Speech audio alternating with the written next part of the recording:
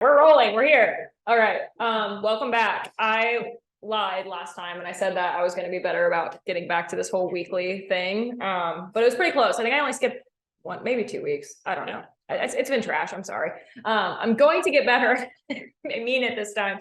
But I am back now. I've got a guest today and honestly wearing many hats. We have producer Caleb behind the mic. So for those of you that watch and listen and do not know Caleb, this is the face. This is Caleb. Producer if you're watching Caleb. On YouTube, producer Caleb. Oh yeah.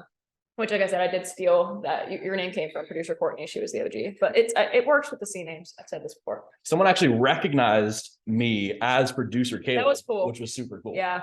There's a girl that I know here in Austin, and she's like a loyal listener. I get feedback from her on like every episode. We were out, and we ran into her, and she was like, "Wait, producer Caleb?" And I was like, "Wow, look at us famous." So that was fun.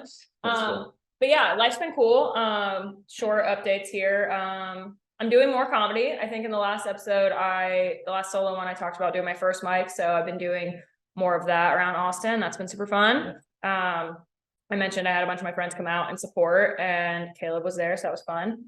And yeah, we've just been kicking it, and I've been honestly been really busy. We've been doing a lot of shit lately. And a lot of stuff. Been very social. Yeah, very social. Yeah, so that's been fun with the homies. But we are back. I have been wanting to bring another guest on, and I also wanted to bring a male guest on.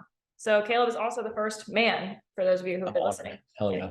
It really fits, honestly. I just honestly I needed you here for like what's the word I want? I don't know, basically so people don't just think that I hate men. Honestly. You're here for selfish Some being used. Yeah, that's fine. It's okay. I'm fine with that. I was like, okay. It's okay. Level it out here a little bit. No, I feel like I've been pretty subjective. For sure. And honestly, my favorite male friends also agree that most men are trash. So I completely agree. Yeah. So you get it. But no, Caleb is just somebody that's often down for my unhinged bullshit. So that's why he does the podcast for me, because I trust him to sit there without judgment while I tell my stories. So I'm usually agreeing with shit. I'm like, yeah, fuck that guy. Yeah. We've had guests here and you're just like, I get that. Yeah, for sure. So I felt like it was time for you to talk about some of your own unhinged life. For some reason, we'll get into this, but actually there's a few reasons, but Caleb's life is like interesting for sure, but much like mine, but you have just like a weird public interest. Yeah, I don't know, man. Like, it's interesting for no reason really. But before we dive into all this shit and like what kind of questions we have, what we're going to talk about, why don't you give the audience just a little overview on who you are, whatever you want to share. Who is Caleb Fong? That's a fucking great question. I ask myself that every day. My name is Caleb Fong. I am a business coach for like online fitness coaches, full-blooded entrepreneur. So just have other businesses in the works, and that's just what I've always done. So that's what I do. I just moved to Austin, Texas from California. And I'm producer Caleb on the side. That's what I do. Yeah. Do a lot of stuff. Yeah. And also friend of mine. So I didn't just like hire Caleb and then do all this stuff. Like we were friends. And I'm super grateful. Like I said, Caleb is always down for my bullshit. So like if I'm trying to do something, I'm like, okay, Caleb will go. So that's great. But he's also been super helpful to me in like the career switch I talked to you guys about in depth last week. Caleb's been really helpful with like, honestly, we sat around just stoned and came up with that whole idea. It was great. Like I was just like, I don't know what to do with my life. I think I'm gonna work at Starbucks. And you're like, or phone. I'm like, or like, here's this whole thing, like mapped out a whole plan. Like it was great. So that's my favorite. Yeah, that's what I mean. You're great at what you do. So that's helpful, but you're also just like a really great friend and you're a lot of fun and you have helped me with like so much shit since I've been here. Just just like not being bored, first of all. But that's been great. I just try to follow my heart, and we're just living our truth every day. So I have fun. See people do cool shit. So I'm always down to support wild dreams and just like whatever people want to do. I'm like, yeah, fucking do it. Why not? Yeah, that's what I mean. It'll be a blast. I feel like there's like countless stories already just since we've been here, but Caleb's a real homie. Caleb's the type of homie that will wheel you out of the hospital. I'll tell you that. 100%. We did do that. So, but I don't know. I guess if some of the context I want to give people whenever we get into this will be just, you can give whatever context you want based on the questions you're being asked. So that's fine. I keep referring to questions. What we did, if you are not paying attention to Instagram, then I set up the whole NGL link thing where you guys could send anonymous questions, basically. So threw that up on both of our stories, and let you guys submit, because I didn't really know what we wanted to talk about. We could have come on here and probably just bullshit about a topic, but I was like, this might be fun. Yeah. So we'll see what other people bring up, what they want to say, what they want to know about Caleb, or just topics, honestly. So I have a list of questions, and I did not give them to Caleb beforehand. He had the link in his story, but it was linked to my account, so they did not go to him. So he's gonna get them. You're gonna get live reaction on the fly. on the fly.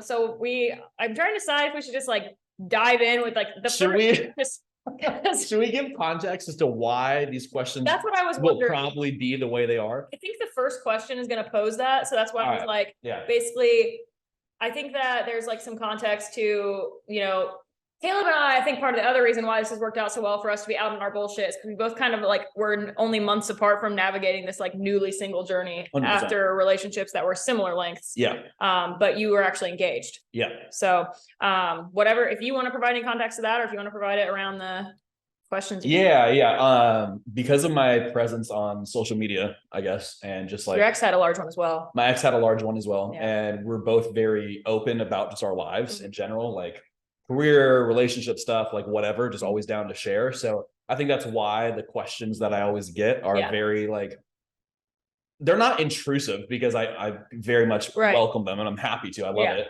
But they're very direct and like no kind of like bars hold back, right? They're just kind of like, what does this look like? And what does this look like? So people ask a lot of questions about my past relationship and intricacies of that, because we were in an open relationship and for about 3 or 2 years of the 5 years that we were together. And then we were engaged and then separated. And through a bunch of life changes from that is why I moved from California to Austin.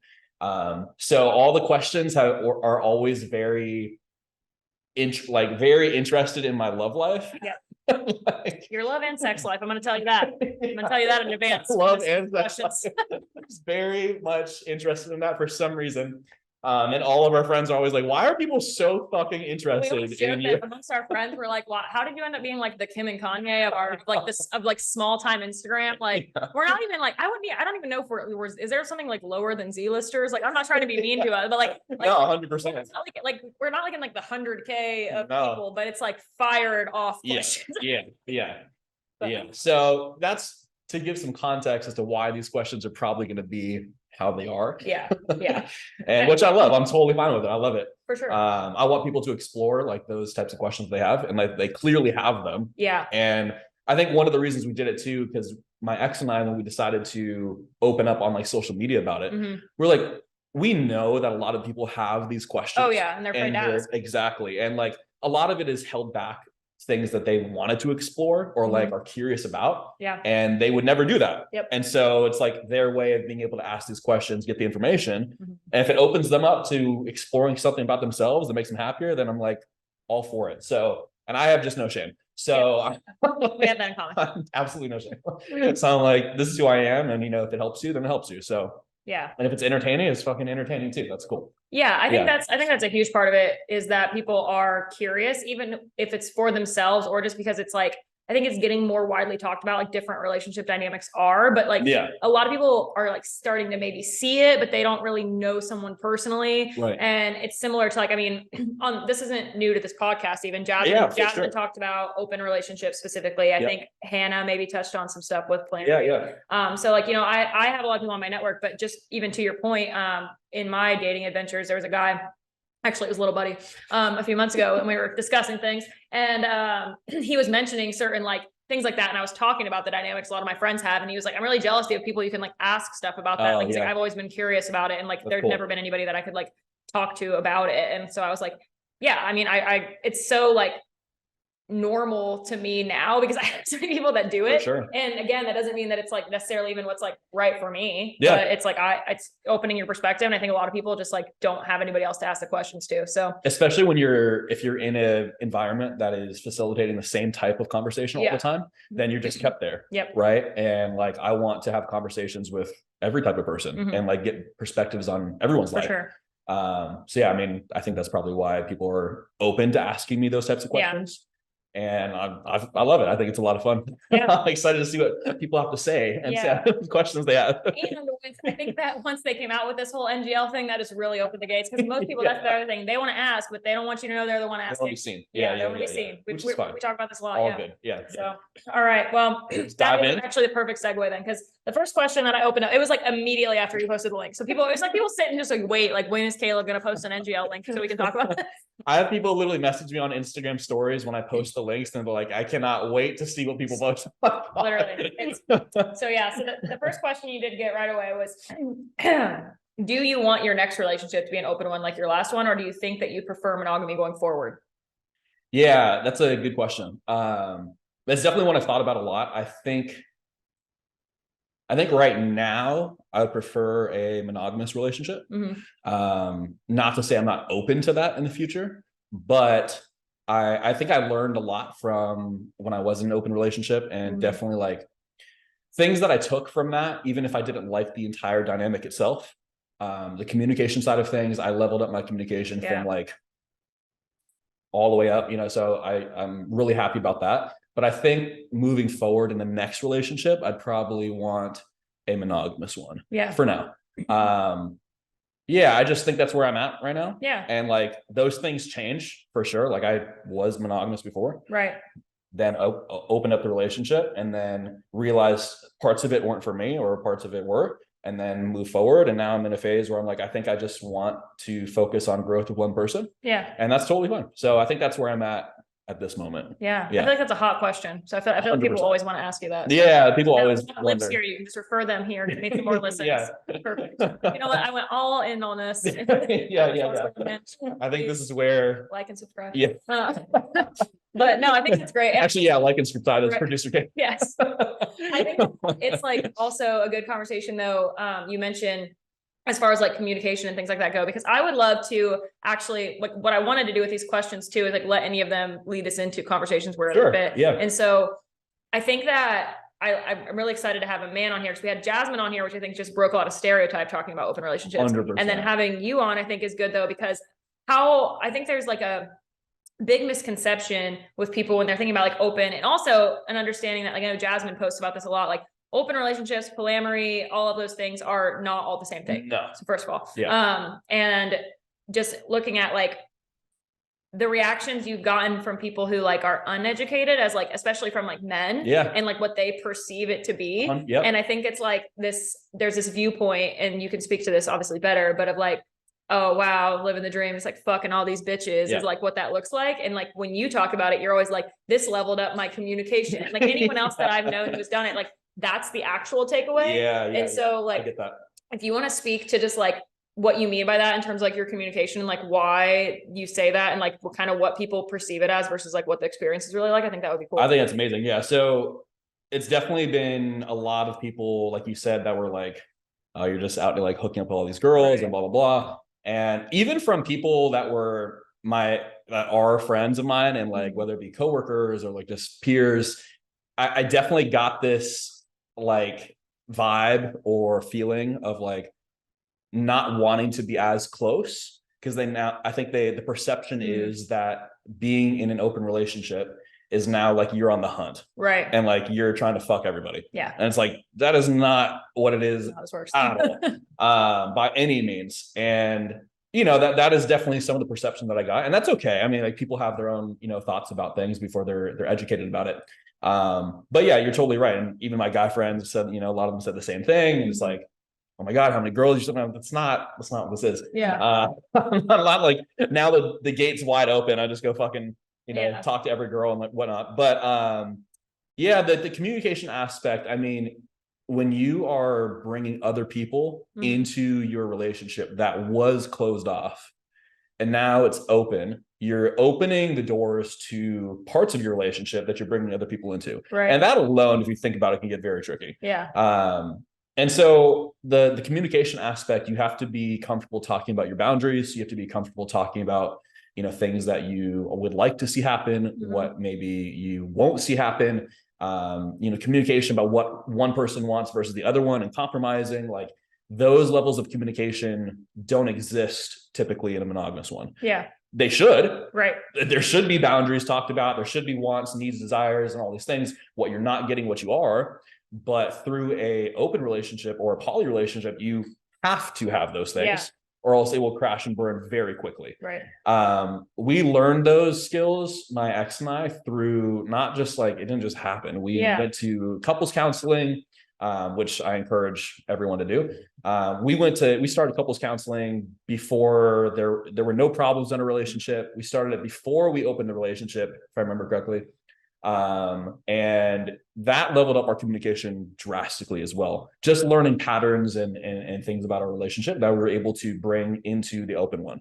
And since it was a brand new experience, like there were still hiccups and hurdles, which every relationship will have. But I think that's why the communication aspect of things leveled me up drastically, which is why I'm very happy about that, because now moving forward, any relationship that I have, not even romantic, even platonic ones, still need these types of communication skills. Yeah.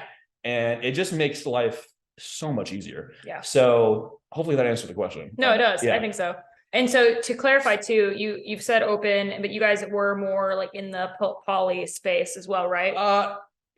So we were more open. My ex is poly. She is polyamorous. So if you don't know, so like difference, open relationships essentially is like you're not giving.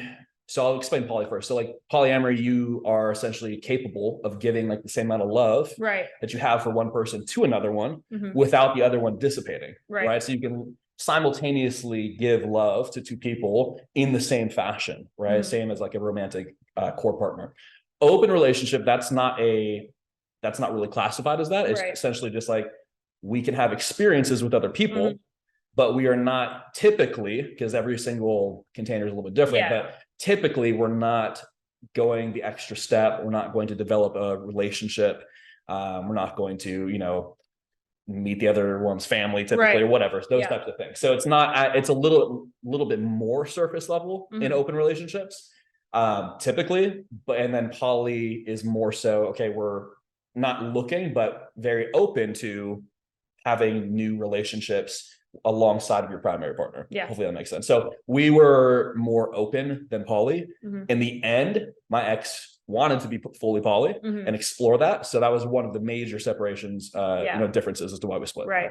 Yeah. And that makes sense coming from like before you even went into being open, you were monogamous. So that's like, those are big jumps. 100%. Obviously. Big jumps. So, yeah, that makes a lot of sense. And I think too, it's good that you made the point about like, it looks different in every container. Like way different. Like Jasmine and I have talked about that excessively. Like anyone's open relationship even looks totally different. Like some people are like, I know some people are very comfortable, like they like discussing the experiences with each other. Some people like to have it open and they're like, we don't talk. We involve other people and do that together. And some people like, it's like, oh, we only have this open because we travel so much. Or when so like, that's the other thing too, I think, is not making any assumptions when someone's open. Just like, if you're curious, honestly, just ask them. They're so open about they're not open sexually. They're usually probably pretty open communicatively. That's honestly, they do tend to pair together. Correct. And the other question, I'm gonna move it up because I think it just flows better, looping it into it, is if you have the capacity and comfort to answer this, like what was the catalyst to opening your relationship since you were formerly monogamous? It was really funny actually. I can remember specifically where we were, because I was like, this is a weird conversation to have right now. We were working out. We were working out, and this is back in quarantine. So we were at my dad's house. We were at my dad's house in the backyard working out. I was literally underneath a barbell, like getting ready to squat. Okay. And we were like, really? Okay, yeah, it's really funny. I was just talking about how my friend from elementary school, he's still a good friend of mine, he wanted to go to Europe. And he was like, yeah, let's do a Europe trip. And I was like, yeah, let's fucking do it. So we were talking about that. And she was like, my ex at the time just brought up, she's like, that's awesome. And she was always very open to me, like doing whatever. So she was like, don't feel like you have to hold yourself back from like experiences there. And I was like, I was going to go eat whatever I wanted and do whatever I wanted. I have some drinks. Like, yeah. I'm going to be a tourist. I don't know. Like, yeah. I do remember this. I was like, I appreciate it. I didn't know the setting, but I do remember. I was like, what are you talking about? Yeah. And she's like, no, with like, other women. And I had the barbell on my back. And I was like, racked it. Is this a trick? I was like, what do you mean? This feels like a trap. And just like as men, that's like the first reaction is like, I'm being set up. See, this is the funny thing. I think this is I mean, this probably goes down another rabbit hole, but like, I didn't feel that way because we had like good, we had good communication, which is funny because the amount of people I've told this to, they're like, yo, that was a trap. I was like, it wasn't. In that context. Exactly. But typically, 100% guys would be like, oh, fuck no. Like, what the I'm so scared to answer. Meanwhile, I'm like, what you talking about? Like, let's talk about this. She was like, no, I mean, you know, I want you to experience what you want to experience and not be like held back. If you like meet a girl and you want to do whatever, I'm like, happening right now. And she's like, well, I kind of want to experience, you know, experiment with girls as well. And I was like, I'm listening. And I think the first question, my little response was like, well, how do we do that? Yeah. Because like, I wanted to facilitate that for her and like, you know, allow her to explore this part of herself. Yeah. Your ex is bisexual. She's bisexual. Yeah. Yeah. So she wanted to experiment with women and she felt like, you know, that was a piece of her that was like untapped yet and like undiscovered, and more so something that was just like, she sort of knew for a long time since she was really young, right? But she never was in a relationship or in a container that was like safe enough to bring that up. And so she felt safe enough to bring that up with me, which I really appreciate. So she said she wanted to experiment with women. And then I was like, all right, well, what does this look like? Like, how do we do this?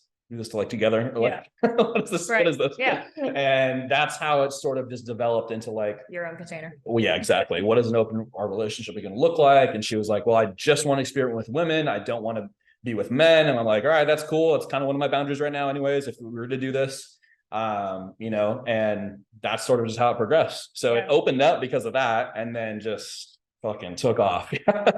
And then just slowly but surely, it wasn't like the next day we went out and whatever. So on the fucking hunt.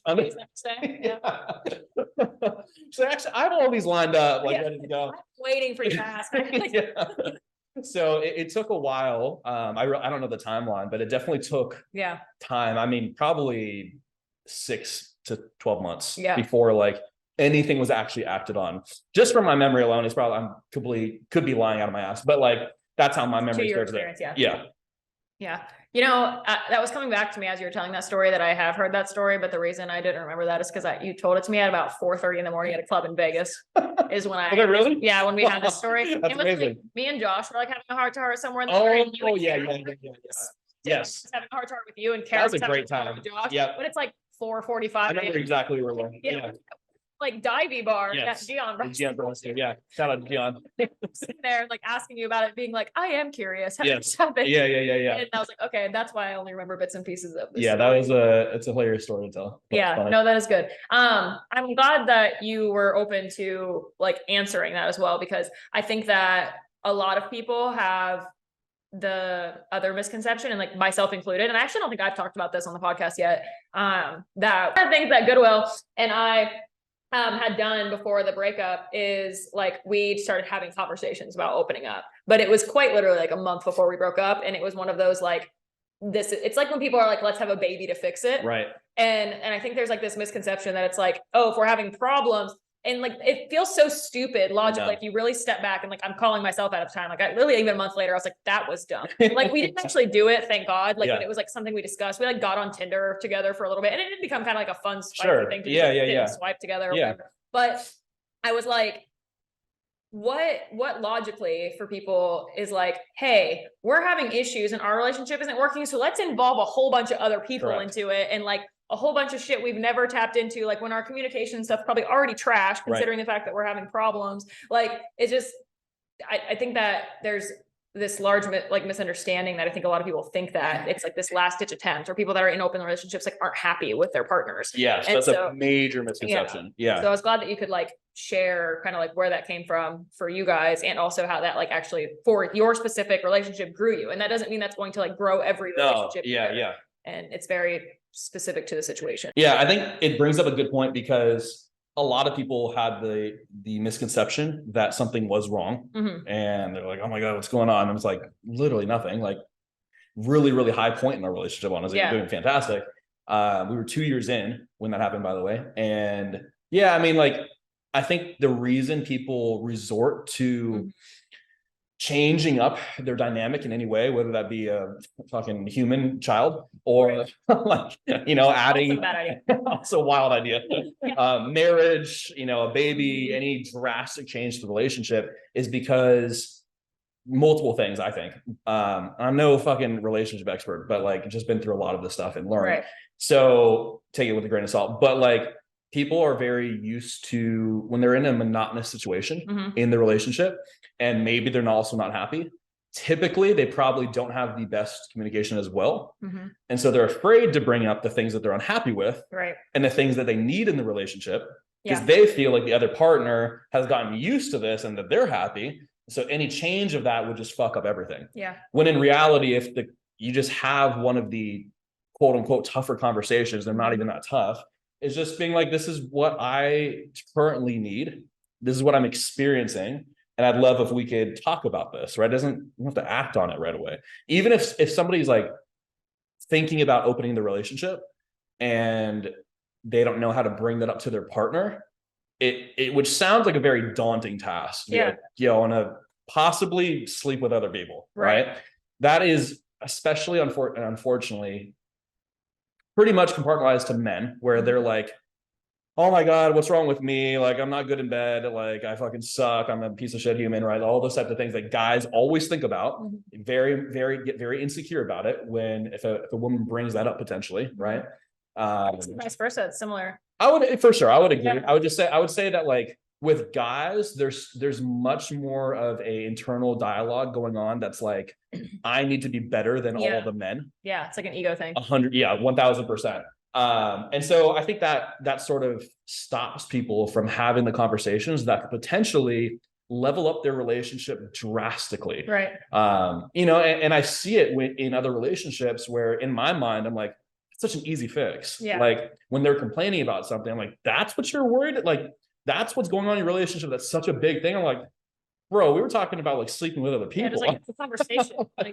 I'm like, this was easy. Like, that's an easy combo. So I think like learning those skills and like even just exploring that conversation can change so much. I don't know how we started on this conversation, but like I'm talking about this one. It's good. But I felt it was necessary to talk about when you mentioned that. Yeah, sure. And as a soft plug, Caleb did just make a reel on communication. I did.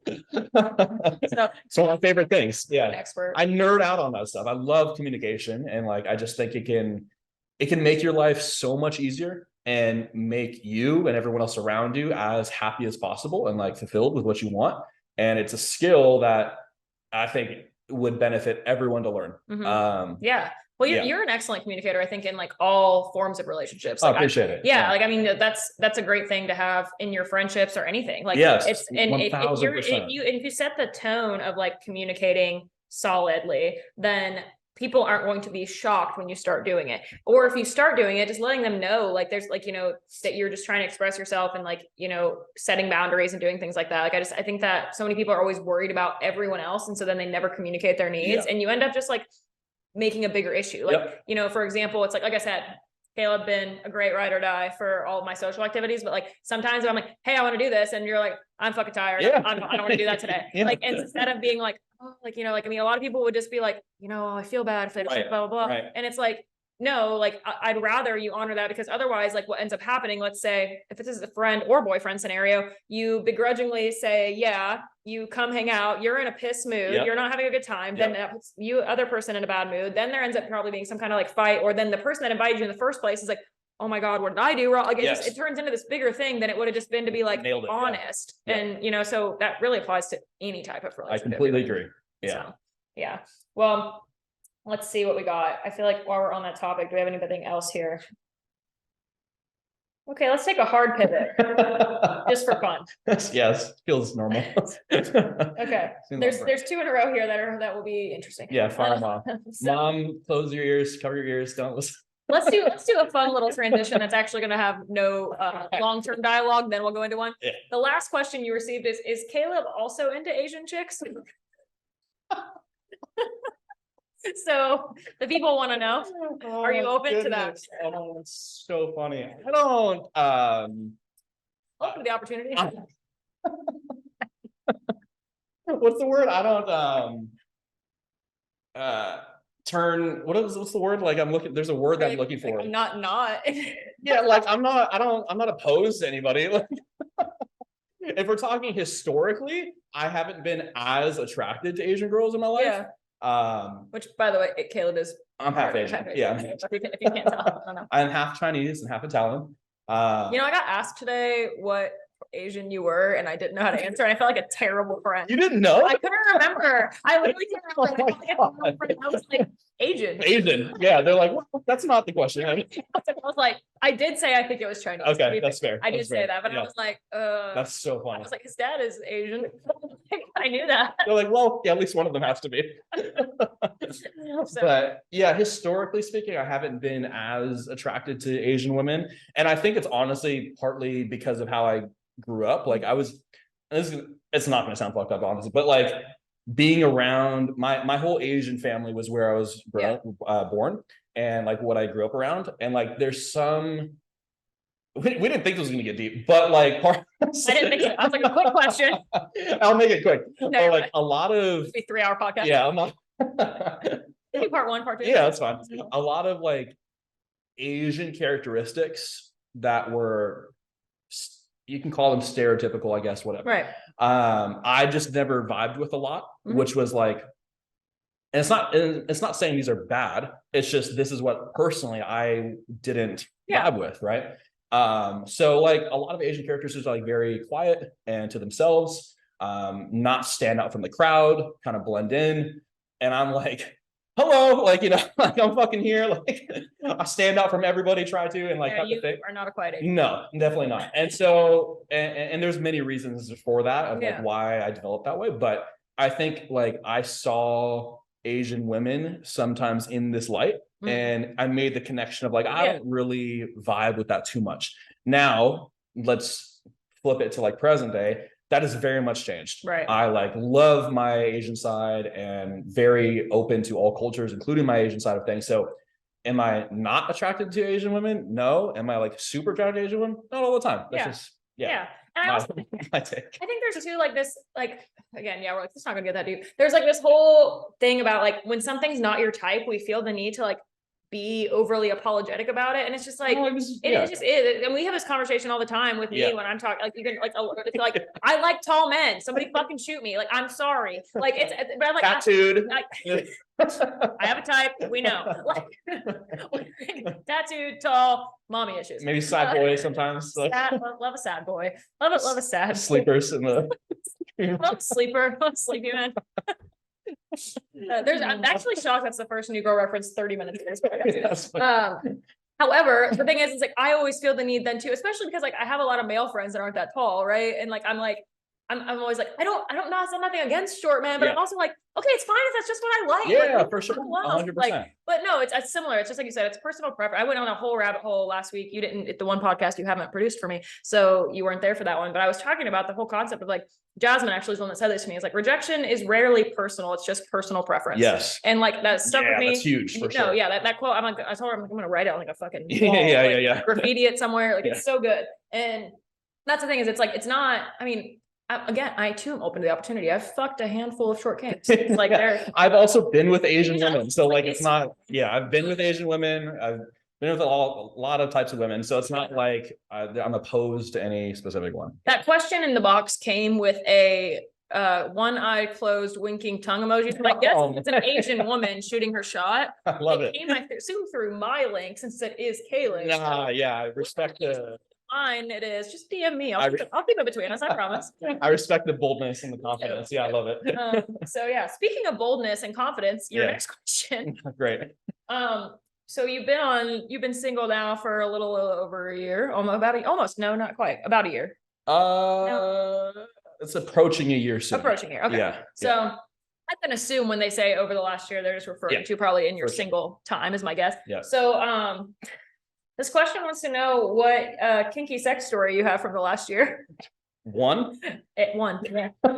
It was like you're picking one because we got lots of questions. One. Okay.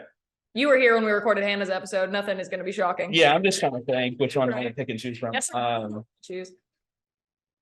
Okay. I was in San Diego. Okay.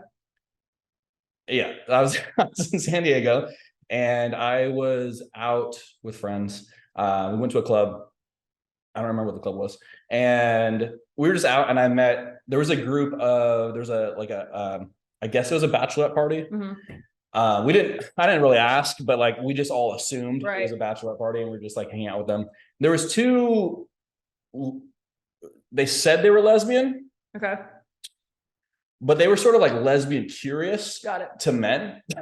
Get that. Yeah. And so like we were just talking with them, and like long story short, like they wanted to experiment with a dude in their relationship, which they had not done yet. Got it. Before, so they were a couple. Yeah. Okay. Yeah. They were a couple, and they had wanted to be. They were like straight curious. Yes. Okay. Yeah. Super wild. Interesting. My friend, like, and you'd probably say the same thing. My friend was like, yeah, this would happen to you. Like this would. Yeah. I had the pleasure of, who will probably all listen to this because they were very enthusiastic about this recording. The ones that follow me, they'll probably listen to this episode. Met just your gem of group of longtime friends, and just so much about you made sense. Yeah. I also found out Caleb is the same person regardless of which friend group you were. That is correct. So, yeah, I'm always the same. But anyways, so yeah. You had a parking spot. Did you drive? Ubered. Okay. All right. But it was just I don't know why it happened. They just started talking to me, and they're like, we feel like you would be down to have this conversation. I was like, you chose literally the only person who would be down in this group, actually. And we were just talking literally for probably like 45 minutes in the club about like what the relationship looked like, and like what my relationships have looked like, and like openness and blah blah blah. And they're like, so like our place, and I was like, for what? There was no real discussion. But anyways, I went home with them. So I know. I just want to hear you. Yeah, I really did. Yeah, so that was a lot of fun. So yeah, I mean, I went home with two lesbians in a relationship, and had a threesome. It was a blast. Oh yeah, it's a lot of fun. We got to experiment with a bunch of stuff. They wanted to like try a bunch of shit, and I was like, yeah, let's fucking have a party. Let's experiment. Were you their first male experience? Together, yes. Together. Okay. Yeah. So they had possibly been with other men. Yeah. So one of them was she had been in relationships with men before, but then sort of through that course was like, I hate men. Okay. And then slowly became lesbian, I guess, or like very women leaning. Right. And then they were friends originally, and then ended up just becoming a couple. Got it. Yeah. And so went home with them. That was a lot of fun. Did a lot of shit. So they wanted to just try a bunch of stuff. And I was like, done that, then let's do it. Yeah. So it's a good time. So that's one. Yeah, it was a good time. Good memories in San Diego. Later you have the question that I ask all my guests, so you can just. I already thought about it. Okay, Yeah, I figured that was going to be a separate thing. So that's when I was like, we'll pick one answer for this. Yeah. So the other question was best and worst dates you've been on. Ooh, that's a tough one, man. Feel free to come up with your own code names. Yeah, that is a tough one. Best and worst dates. But like pick one of each, I guess. Yeah. Okay. All right. One of the well, let's see. We're starting with best or worst. I know. I gotta think about this carefully. See, what's funny is the difference if we had, while you're thinking, is if I had to answer this as well, which I guess I could, but I've mostly done that on here, is my list of best dates is pretty easy to find because there wasn't very many. And my list of worst dates would be hard. And I feel like you're maybe having the opposite experience where you're like, I probably had like a lot of great dates. Did a lot of good dates. Yeah. They were really good. I had some not like amazing. It's hard because I've never had a date afterwards. I've been like, that like was a terrible date. Terrible. Yeah. I don't know. Aren't you just fucking careful? I don't know. I guess I'm careful about how I do these dates. Like me, I guess. I haven't finished a date and been like, fuck, that was fucking awful. That's good. That must be nice. I've had like less than desirable experiences, I guess, on dates. If everyone was just like weird or really uncomfortable, like what's your mind going to answer that question? Yeah, definitely. So there was one that we went out to dinner, and the whole time it felt like an interview. Okay. And I get it, like she was asking questions about like my life and like things I was interested in, but it was almost getting too specific to where I was like, are you gonna kill me later? Or It wasn't like facilitating a conversation. It was no, like, it was just like boom, boom, boom. I like answered what she's like in her mind was like, next, like. I have a friend who used to kind of be like this in college, and I had to be like, you have to stop doing that. Like she would do it to even like men I would bring around. I was like, you're scaring people. And I felt bad because I was trying to answer them. Yeah. But the whole time I'm just like, this is so boring. Mhm. And like there's no connection. It felt very fake. And so she wanted to continue the date, and I didn't because of that reason. I was like, well, I'm clearly not getting this job. And so I was like, we finished the date, and then she was like, all right, do you want to? It really felt like an interview. Yeah. And so we finished the date, and she's like, all right, do you want to? She's like, I have this bar. Do you want to go to this bar down the street? I was like, nah, I'm good. I'm kind of like, and she asked why. And honestly, this is one of the first times that I sort of was very direct about like, it's not like lied before, but like this time I felt more direct about wanting to say why. And I was just like, I'm just not feeling like as much of a connection that I wanted to. Yeah. And like, I feel like, it wouldn't serve either of us to continue on. Yeah. And she took it okay. It wasn't like, it's not the best thing to hear, but like she took it okay. And it's like, for me, it's like, yeah, it's going to sting. But again, it's like, why continue to waste more time? And like, yeah. And I didn't have any desire to go hang out anymore. It wasn't going to be fun for me and like, whatever. So like, again, it's not like a bad day. No, but no, that's fair. That's a fair story though. It's really funny because just today, just on that note, I literally just sent this to Katie this morning. I saw a TikTok that was like, because I went on a date last night and went to the bar. I didn't have a bad date, but I was texting her my updates from the bathroom as women do. And I was texting both of you actually updates. Oh yeah. But I was like, I actually thought about it. I was like, wonder where she is texting me this right now, like next to him. Yeah. But I literally this morning, the algorithm frightens me, right? And this TikTok, that one that's going around right now, the trend where it's like that dude eating the sandwich. Oh yeah, It's like me drunk at 1 a.m. after another failed Hinge date because I was too nice to tell them I wasn't into it. So we just kept drinking until the bar closed. And I was like, that's real.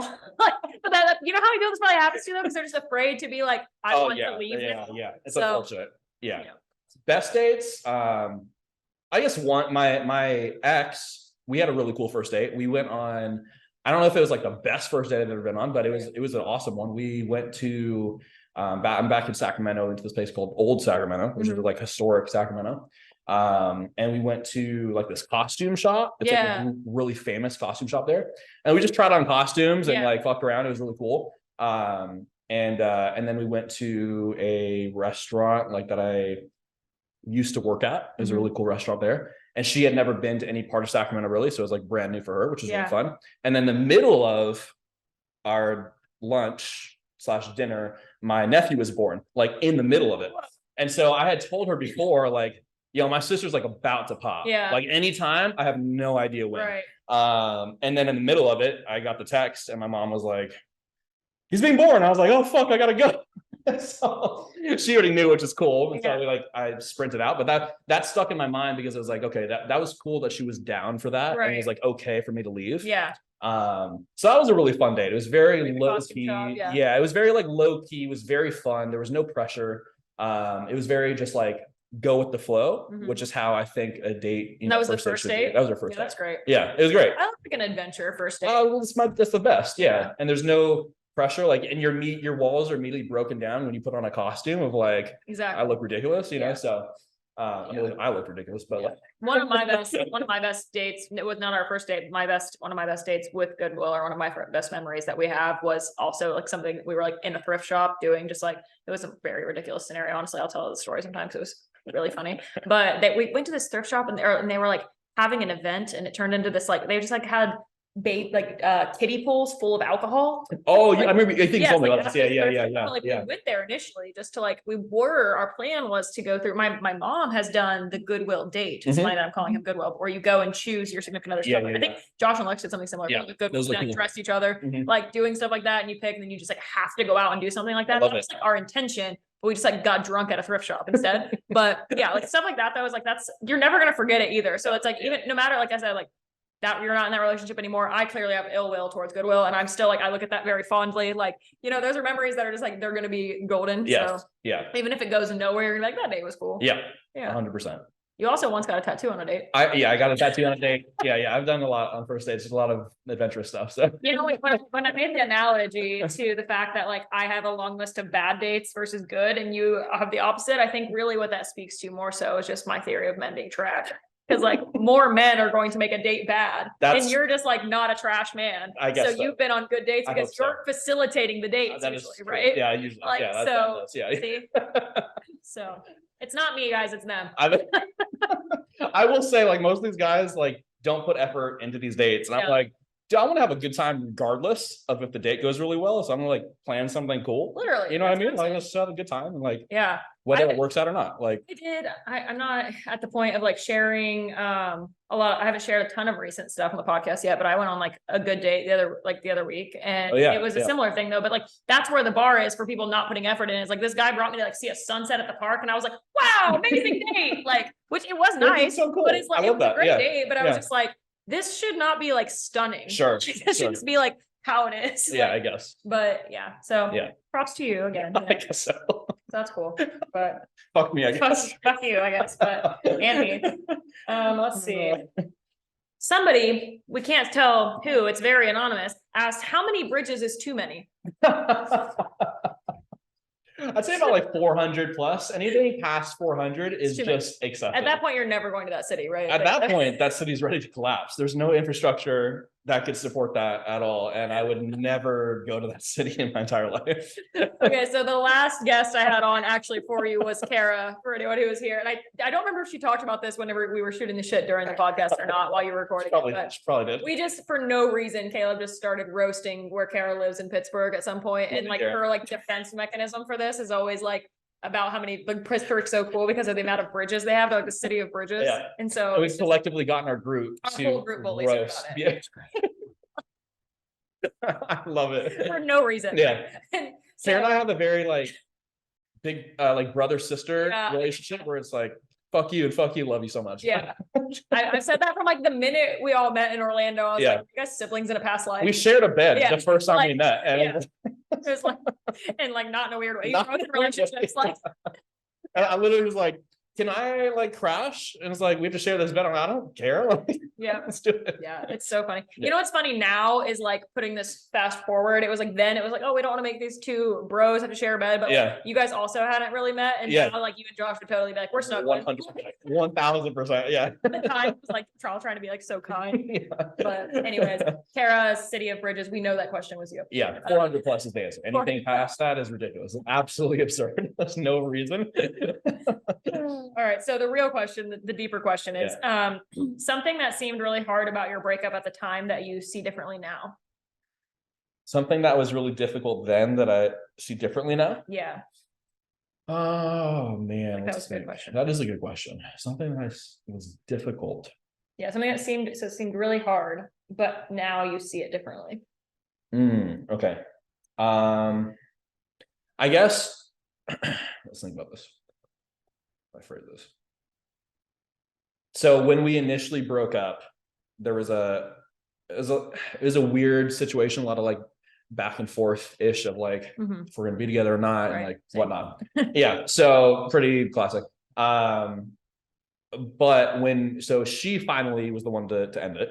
I was the first one to bring up that like things were, and this is fine, but like, so we were engaged, and I brought up things that I saw as like patterns in my parents' relationship when they were together, and patterns in her parents' relationship that we both said we would like to avoid. And I saw them becoming a pattern before we got married. I was like, hey, I think this is something we should address. And I brought it up many times, for a couple months, and like just through life happening and some miscommunication, probably they weren't addressed. And so when that finally came to a halt of like, okay, we really need to do something about this, that's when we first had our separation. I was at the time also traveling for like a week and a half to 2 weeks. And so it was either bad or great timing. I don't know. But we had that time apart, came back together. And this is just context as to why this is something I saw differently. And so then when we came back together, we were together for a few days. And then, she eventually called it off. Yeah. What I gathered as just because of, internal dialogue and probably some deep rooted insecurities and stuff that whatever. I thought like something's wrong with me. Like I fucked up badly somehow, right? By bringing this up. Yes. And bringing what I thought was good communication, right? Like, and that fucked my mind up with communication. I'm like, maybe this is all wrong. Right. Maybe I should not be communicative whatsoever. I feel that. Yeah. I'm like, holy shit, dude. Like, what the fuck did I just do? So it's like, at the time I was like, man, something is definitely like I fucked up bad, right? So for the next like 2 months, I mean, you guys remember, like it was bad. I mean, I lost like 20 pounds. I like literally was not eating at all. I was like in bed all day long because I was just like beating myself up. Yeah. Right. It's like it's so similar because it's like when I told this story on here when you and Kara showed up at my place a month later and you were like, Kylie, your cabinet has almonds. And I'm like, I'm not eating. That's right. That's right. Yeah. Like, yeah. It's the same thing. I was, correct. Yeah. So yeah, I mean, like at that time I was like, man, I like fucked up bad. Right. Like I really screwed this up. When in reality, like you have to think about, and this is how I view it differently now, is like, if that conversation was the catalyst to this happening, then clearly it would have happened eventually. Yes. And probably have gotten worse. And in my mind, it was sort of like, I had the choice, because it wasn't an immediate decision to bring this up. I had the choice of either what it seemed like the lesser of two evils, right? One was like, okay, I can either go through with the wedding where I would still be happy, right, going through it, but have in the back of my mind, like all of these things that I knew would still come up. Yeah. And that would eventually lead to resentment. Divorce is so much fucking trickier. Like I've talked to people about it. And so in my mind, I was like, okay, I either bring it up now and like risk that chance of us breaking up, or it gets really, really good, right? And like improves these things. So I went with that route, obviously, and we broke up. But now I see it as like, man, that would have sparked so many other things down the road. She probably would not have been as expressive about fully pursuing polyamory, right? Which is something that I wasn't comfortable with fully pursuing. And so now she gets to do that. And so I'm like, okay, if I had not brought that up and this wouldn't have happened, she wouldn't have been able to pursue who she really is, which would not have coincided with our relationship probably, or would have had tremendous difficulties moving forward. And then like, and also because of that conversation, like we learned so much from that about like, okay, what do I actually need in a relationship? What does she actually need? And so at the time, again, I thought of it very much so of like, I'm fucked up. Like I did something really wrong. And like, I made terrible decisions, all this stuff. Like my mind's fucked. To now I'm like, if I hadn't done that, like where the fuck would I be right now? Like what would have happened? And it's like, she wouldn't have been able to explore this and fully dive into what she really wants, which is being polyamorous. And like, at least for now or whatever. And, I would have been in the spot where I'm like, not happy and fulfilled. And so now I see it completely different. Like, I don't want that relationship. Like, I wish her the best. And like, it's not something that I want. Right. And people still ask me today, they're like, I don't know why this still comes up, because I think people were heavily invested in our relationship. And so people are always like, are you guys getting back together? I'm like, fuck no. Like, no way. Like, I don't want that. She probably doesn't want that. Like, not a chance. It's not something I want anymore. And so now, but I get to reflect on that of being like, well, I learned so much from that. And like, those are two drastically different viewpoints from when we broke up compared to now, which is really cool. And probably only in the past like month that I've been able to really see that difference, right? That takes some time to like so much time. That different timelines for everybody, honestly. And I think that I think you touched on something that's so important that is one of my other favorite Hannah Deindorferisms, actually, that came from one of her, I saw it in one of her Instagram posts a long time ago, and then I've talked to her a lot. She speaks on it a lot. And like the thing she always says is like risk of the relationship.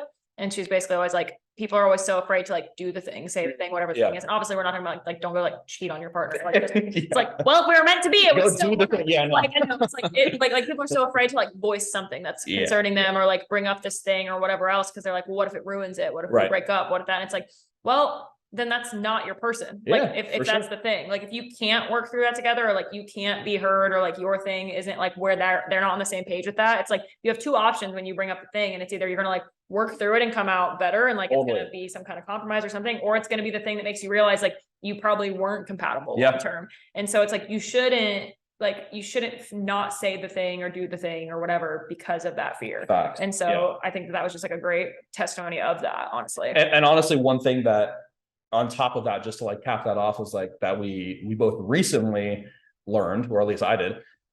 She had a lot of feelings during the relationship that like there was just something that wasn't as compatible between us that she wished there was. And it was sort of like very much reserved. Right. Never brought up. I literally only found this out like a week ago, but which is totally fine. There's nothing wrong with that. But like, it just it furthered the point of being like, okay, I made the right decision. Yeah. Like, I wouldn't want her to live with that, like for years, thinking that like, there's something there that doesn't quite mesh, but we're here now. Yeah. And like, I wouldn't want her to live with that. You know, I obviously didn't feel that way, but like, I wouldn't want my partner to feel that way and not knowing that eventually that's gonna come up. Yeah. Like you can't hide from those things. Right. Even imagine if it's like 40 years down the road and you have like kids and all this shit, and then it comes up, it's like, okay, should probably have established this beforehand. So that's just another point that, you know, when you're making those decisions, you have to follow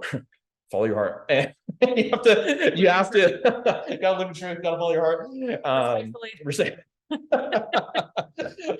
and obviously just try to make the most informed decision as possible and be communicative about it. So this is the most you can do. Yeah. I think something like everybody has to normalize too, and including me, is like sometimes it's just like two people, like the answer is just like two people didn't work or like it didn't work out. Like we don't always have to like villainize someone. And sometimes people are the villain more so than the others. Sometimes somebody does something that's just like fucked up. Like clearly, like I have 2 full episodes on the Goodwill scenario. He's like did some crazy shit, but also like the whole, like there is always ownership for yourself too. It takes 2 people for things not to work. And at the end of the day, like he and I just like weren't right for each other for whatever reason. You and her were not right for each other for whatever reason, but it's like not, you know, like he sucks, but like it was not but no, like it's like obviously I made a lot of choices throughout the relationship too, you know, and I've spoken on my own ownership in those scenarios to like maybe perpetuate toxic behavior or to like engage in it. And like I had this conversation with my mom recently with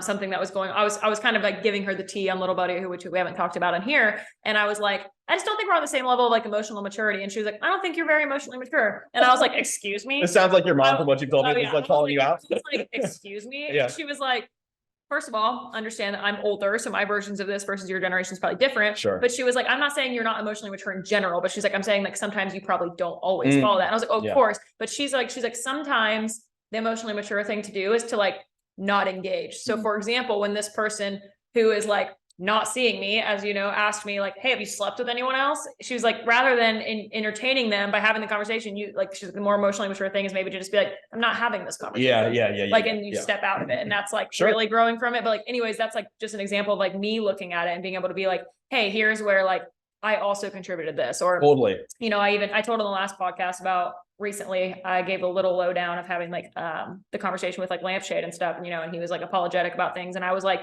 hey, you know what?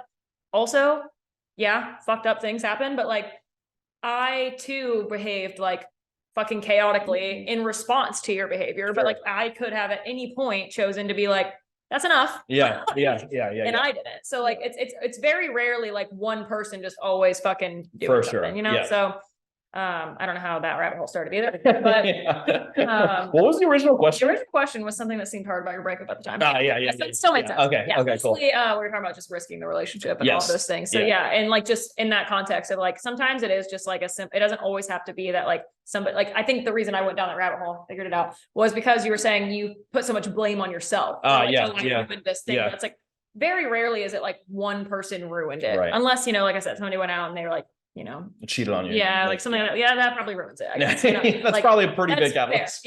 So but yeah, so it's like it's understanding. And even that, it's like it's not that, even I've learned that's not even as black and white. I've had friends in those situations where it's like again, not condoning it, but it's like, what was going on in your relationship that made that person go that way? Like, you know, you have to kind of look at those things, and I'm not blaming people, but you know. So anyways, fucking now I'm doing comedy, I'm getting way less like apologetic, honestly. I love that. I think it's great. I picked that up from Matt Rifer. He's just like, everybody just chill the fuck out. Yeah, you don't have to be a disclaimer for everything.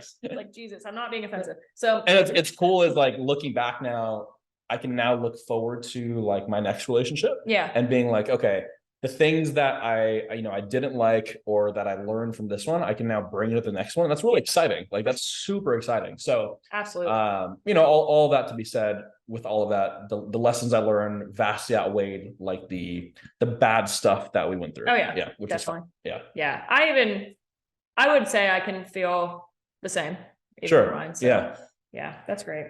And I think that's the majority of your like deep relationship questions. Okay, so cool. You made it. Love it. I think we're gonna pivot into this last conversation because I actually think that I know I have a lot to say. But I think that'll be good to have both of our perspectives on this. And also it's just time for it to also be about me. So let's be honest. I'm getting tired. I've been a great interviewer, but no, I'm just kidding. It is a great subject for us both though, and we've talked about this a lot. So I got a question that is 15. Cool. So this says question for both of you, I guess.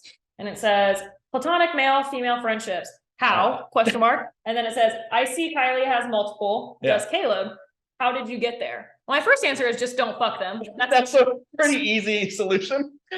Platonic, but no, I understand there's more depth. But that's my best advice. If you want I always thought this is such an interesting Me too. conversation. So like, you do have multiple platonic female friendships. Many. Yeah.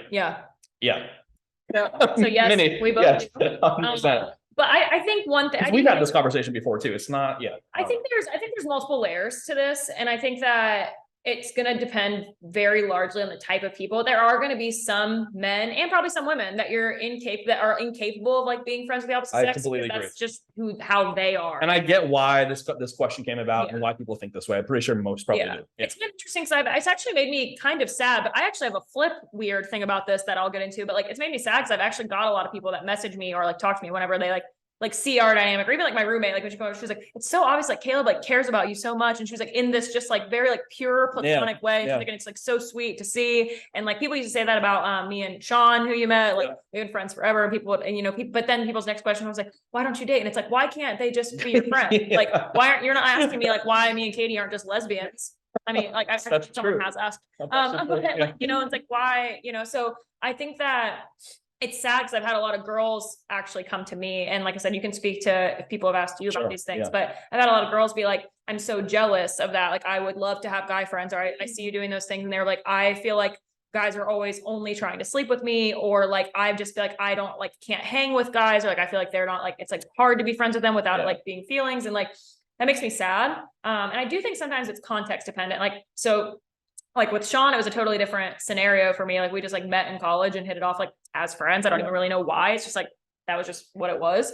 But I mean, even in the context of like, I think that would have been the same way for us, but either way, like, it's also like situation, like we were both in relationships when we became friends. So I think there's always that too. Like obviously if you befriend someone, but then I've had that ask too, where they'd be like, I think that speaks to just the type of partners we also had though. Cause I've had people that are like, oh, I don't know how you even befriended a guy while he was in a relationship. Like a lot of girls don't allow that, which is that's a problem in itself. It's a whole that's their relationship problem they need to address. So yeah. Have you had this conversation with other people, or people asked you about this? Like what is kind of your experience in that? Yeah. And I've also had personal experience of like trying to develop a platonic relationship with a girl and then being like, oh, I'm not interested in that. I'm like, I'm not either. Yeah. It's not what I'm trying to do here. Right.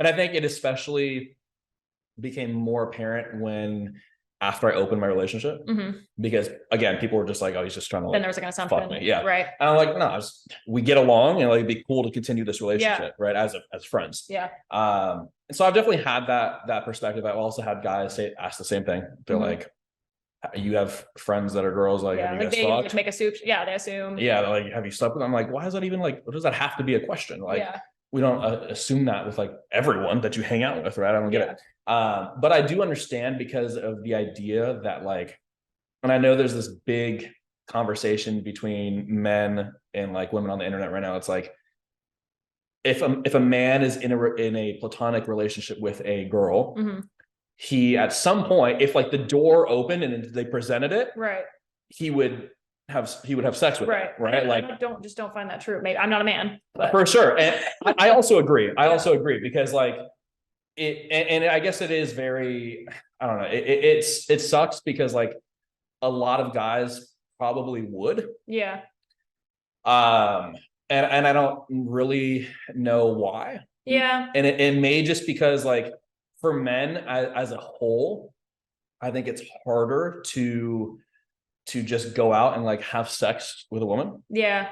Like a woman, like you could like go open the door. like literally like you go open the door and be like, does anyone want to fuck? It's been a few weeks, so and like a guy would be like, hello? Hello? Just like pops out of the apartment. Yeah. Like, come in, legitimately, this would happen right here in this. Yeah, right now, this would happen. That's for another time. Maybe like 3rd floor, 332. You know, it's like. Yeah. So like, anyways, like, but in general, like, a woman could go out to any public place and 100% with like without question probably go home with if we a dude. put any effort into you put any effort in. Yeah. You could go up and like slap a dude in the face and be like, "You want to go?" My whole last episode that you didn't get to film was called "Shoot Your Shot," and I was encouraging women because I've also been told like by my women friends that they like don't like. I've started just hitting on men because I said because I don't care anymore, and that's part of it. But like it also builds your skin. But I've had them be like, "How do you do that?" And I'm like, once you just try it, it's like I was like the pickup line that has once worked for me was like, "I like your jacket, let's vibe." Like it was. I didn't put any effort into that. I was also rolling dick, but like it was another, it was a whole other thing. But it worked. So yeah, to your point, yes. No, for sure. I mean, because like, and it's funny you bring that up because like I more often than not don't go out of my way to like hit on women. Yeah. And like we've been out, like you said, I'm not like actively searching to go hit on a girl. It's like actually rarely. It's usually what just kind of like happens. Like we're just end up talking to somebody, or like they'll come up to me. Like I just give that energy off to like be open to conversation. Right.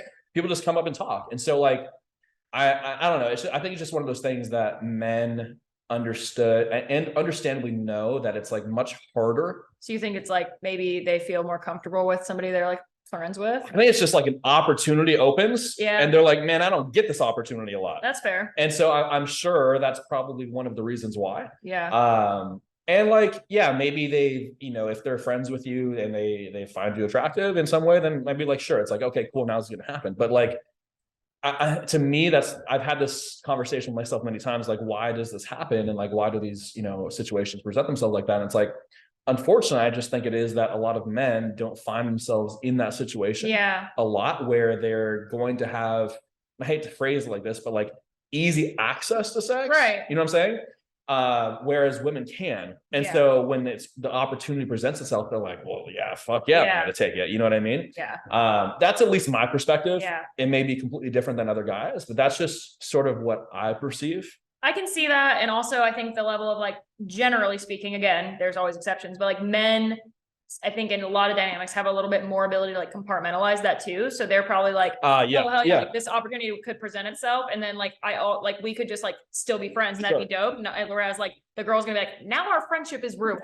Like, so like, in reverse. It can, But like, I think maybe there's that too, is that they're just like, for them, it's like, I mean, if we have the opportunity, like, why not something?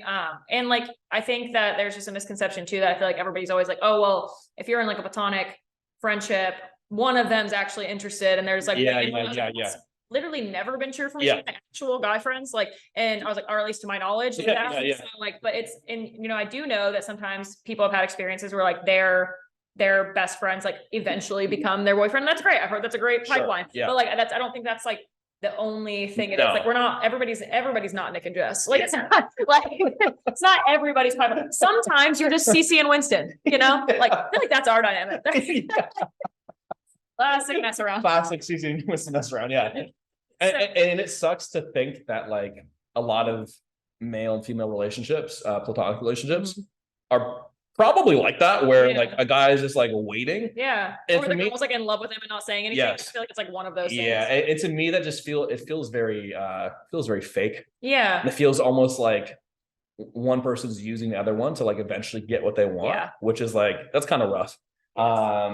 So hopefully they're not all like that, and I know they're all not, obviously, but like I think a majority probably, again, this comes down to communication, are afraid to bring up these things, maybe right from the beginning, right? And like they accept being in like the friend zone immediately, Right. when they don't want to be there, Yeah. and they're like, well, I'm just gonna play this field Yep. until the opportunity presents itself. It's like, well, now you're kind of just using someone's friendship and Yeah. that grace. Yeah. The whole friend zone thing is already like just like an annoying thing. I It's like agree. when Yeah. when people get like all, I'm like you're the one that's already like, I don't even know what the word. You're like having this expectation that they like should be sleeping with you. Yes. Like that's Yeah. already like there Yeah. shouldn't be a friend zone. You should just be like, we're friends or we're not. Yeah. Like it's a different thing if they try to I friend zone agree. you after you've already had sex and then call you little buddy. That's a whole different thing. But that's different. If you've never had sex, we're referring to those relationships. Yeah.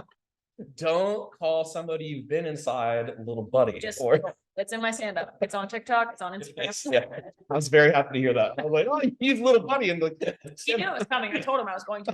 So oh, that's amazing. Yeah. yeah, no, I think that's a great point. And like the thing that I was saying on the flip side of that is like when I have people talk to me about this, when they're like, oh, I'm so jealous of this. It's actually, it works both ways though, because I've often, this is sound bad, but not surprising to anybody that's friends with me, is like sometimes I'm like, I would like less men to want to be friends with me, actually.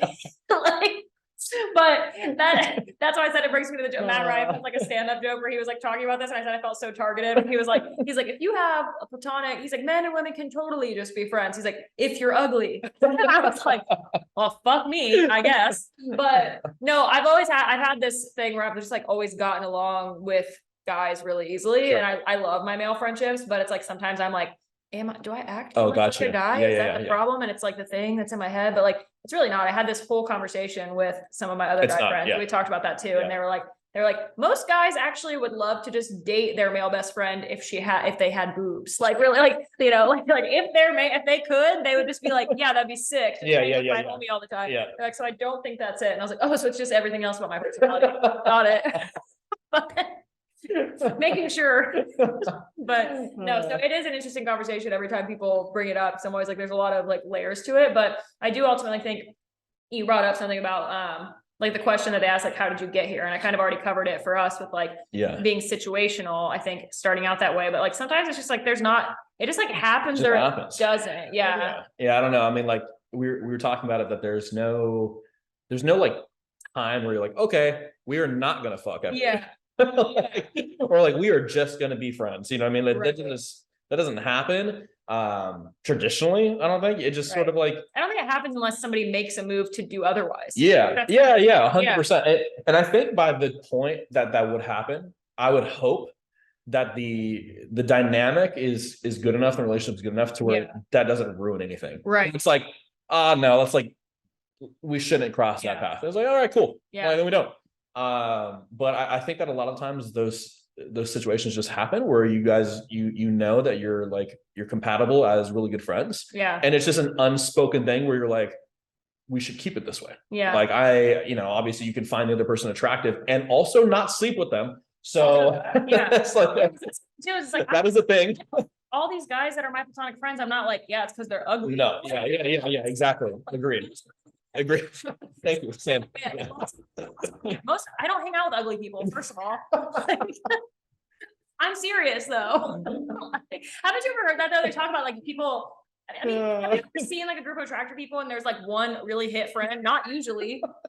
Same thing. I mean, it's like people tend to like, that's honestly, it's probably a negative thing about our culture, but people tend to like go to people with like likeness. Sure, they gravitate towards that. Or even it's not superficial, but it's like it's gonna be like it's also like, let's be real, our whole friend group developed from like fitness. Correct. So it's like, and not that like being fit is the epitome of like whether you're attractive or not, but like you're gonna gravitate towards people who have like similar interests. So also people who like have similar like looks and bodies. For sure. Yeah, I think fuck you, Matt Rife. But no, I'm just kidding. I love you. Please marry me. I was gonna say it's not what you I'll see you next month, actually.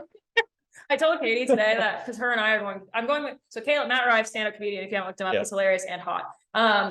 But Caleb and I are going to see him in April, but 2 weeks before that, Katie and I are going to see him in Nashville. Yes. And it's going to be her first comedy show. It's gonna be fun. But I texted her today and I said, do you know what's wrong with me? And she was like, tricky question. tricky question. And I was like, okay.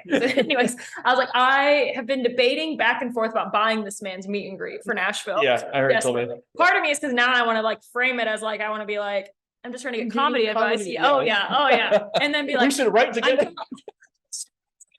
Wow, yeah. And Full circle. full circle. And then I'm trying to like, it's gonna look like I'm trying to be like cool, right? Like when I hit on the guy from y'all out way. I was like, I don't actually like you. I just want to ask you questions. Yeah.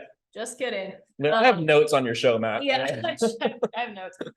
But with this, I was like, the problem is, so there's this taco margarita joint in Nashville. That's Katie and I's spot in Nashville. And I texted already weeks in advance. And I was like, Matt Rife show, we're going to Condados, right? And she was like, obviously. And so I texted her today and I said, the problem is I'm debating buying this or not solely because I don't know if it's before or after the show. And if it's before, I don't want to cut into our Condados margarita time. Yeah. And I was like, is that an alcohol problem? That I was like, I may not meet Matt Rife because I want to make sure I can have enough margaritas before we go. Like, is that a problem? Like, and she was like, it's Condados. So like, okay, true.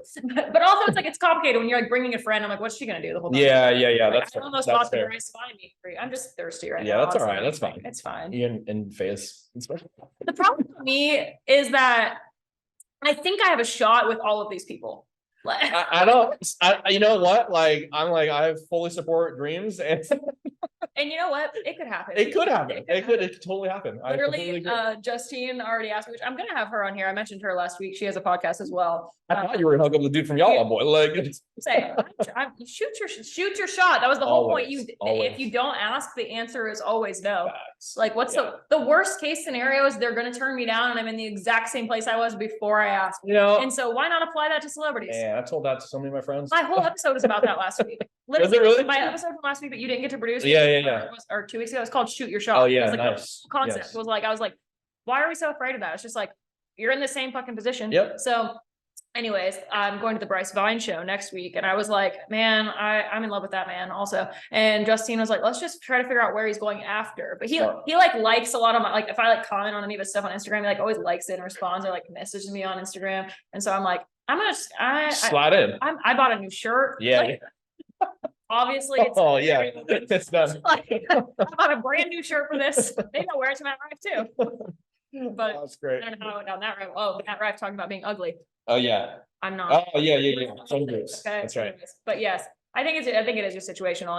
And I was gonna say the story I did actually have is that I've had a friend before where it was like that situation like almost happened or like it like got into it because it's like I think at the end of the day too, sometimes you are just people are just like naturally sexual creatures in general. And so if you are, I can understand, I guess, the question of like if you're following like an instinct, like you get drunk with your best friend and like something happens, like whatever, it comes up, like I can understand like it's like in the heat of it. But I've had that situation where it was like that almost happened or like the brink of something and like that friend was like, obviously as like a man right now, I would like to fuck you. Yeah. But he was like, as your friend though, he was like, I value this friendship too much to make this like weird. Like if we can't come back from it, then that would really suck. Like I value as a friend way more than I value like getting my dick wet for the evening. And like that was like so cool to me because it was the same thing for me too. I was like, yeah, this could be fun, but then I was like, also they're like, I hang out with you all the time. I don't want to not hang out with you. Yeah. Like so it's kind of just like deciding like I agree. I think it's like looking at like if you're like holding back like feelings for this person, I think Totally that's different. Yeah. Then like you need to just like tell them or have a conversation. But if it's like, I don't know, I'm just like not gonna sacrifice friendships for I that. completely agree. So, Yeah, like if you said, value, go outside. if you There's a million people. literally go outside right now. Yeah. Just go to the third floor and then He just DM'd me like 5 seconds ago. There's a man that lives in Caleb's building that wants to have sex with me. yeah, it's really weird when we walked out the door and I can talk about this. He knows I have this podcast, so I was like, that's fine. Yeah, we were walking out the door and then she was like, oh hey, this random dude in my apartment complex. And I was like, And like I have not lived here that long. Like, I was like, how do you know this person? But I told him this story already about this, there being this person, I was explaining to him, this guy that's like been like trying to hit on me or whatever. Yeah. And stuff. And then I was like, So that's that guy. funny. We had no idea he lived here. So literally, and he was making that joke unironically about being able to open the balcony door. Yeah. And I was like, but actually, if you just go to the third floor and yell, you could. it could work out. So anyways, But yeah. all right. I think that, do you have any more on that topic? No, I think Yeah, that's, I think that's good. good. I think the last question Yeah, what here. else we got? This was the last one on the list, and I don't really, you can choose whether you want to answer it. I think it's off topic for the podcast. So Okay. I'm just going to share it because it's funny to me. And not, if you're the person that was like listening to hear this question, we're not making fun of you. I just think that you can probably like DM him directly. Funny in the context of this podcast, yes. And it's just funny. It says, "Hi Caleb, would you be able to help a breastfeeding mom find a good diet and exercise routine?" Oh, wow. So Wow. it's a wholesome question. Yeah, that is. But like, so before Caleb, I don't know, do we share? Oh yeah, I what didn't you even. were doing before Yeah. You did business coaching. Yeah, so It's that like actually a makes sense. Yeah. Question. Like, like, it's not weird, but it's just like funny in the context Yes. of all these questions. Yeah, that's great. I love that. Yeah, so before I was a business coach for fitness coaches, I was a fitness coach. So I ran an online fitness company for 6 years. We did really well, and then sold that, and now I do business coaching. So makes sense as to the reason for that question. Of your audience.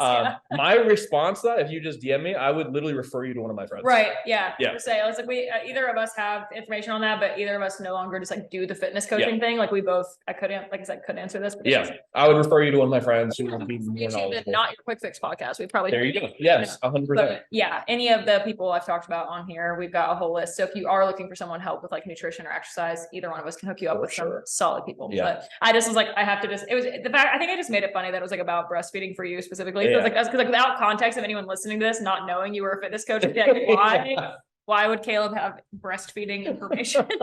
That's great. So I was like, I'm gonna just throw that on there. It's amazing. Yeah. But no, this has been super fun. Yeah, I'm surprised those were all the questions. I know. Well, there's a few that I think were like the weird NGL sense. Oh yeah. Usually will tell you. So I was like, I mean, this one's like, is the earth flat? And I was like, that's not, nobody asked you that. Like, so, yeah, that's great. I love those questions. But they're great. I have one more question for you. Yeah.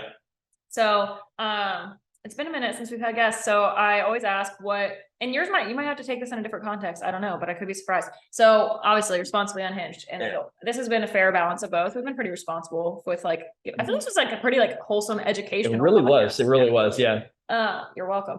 But I always ask what the most unhinged thing you've done is, or something you're willing to share in the context typically of, we're talking about like the opposite sex or your sex of interest.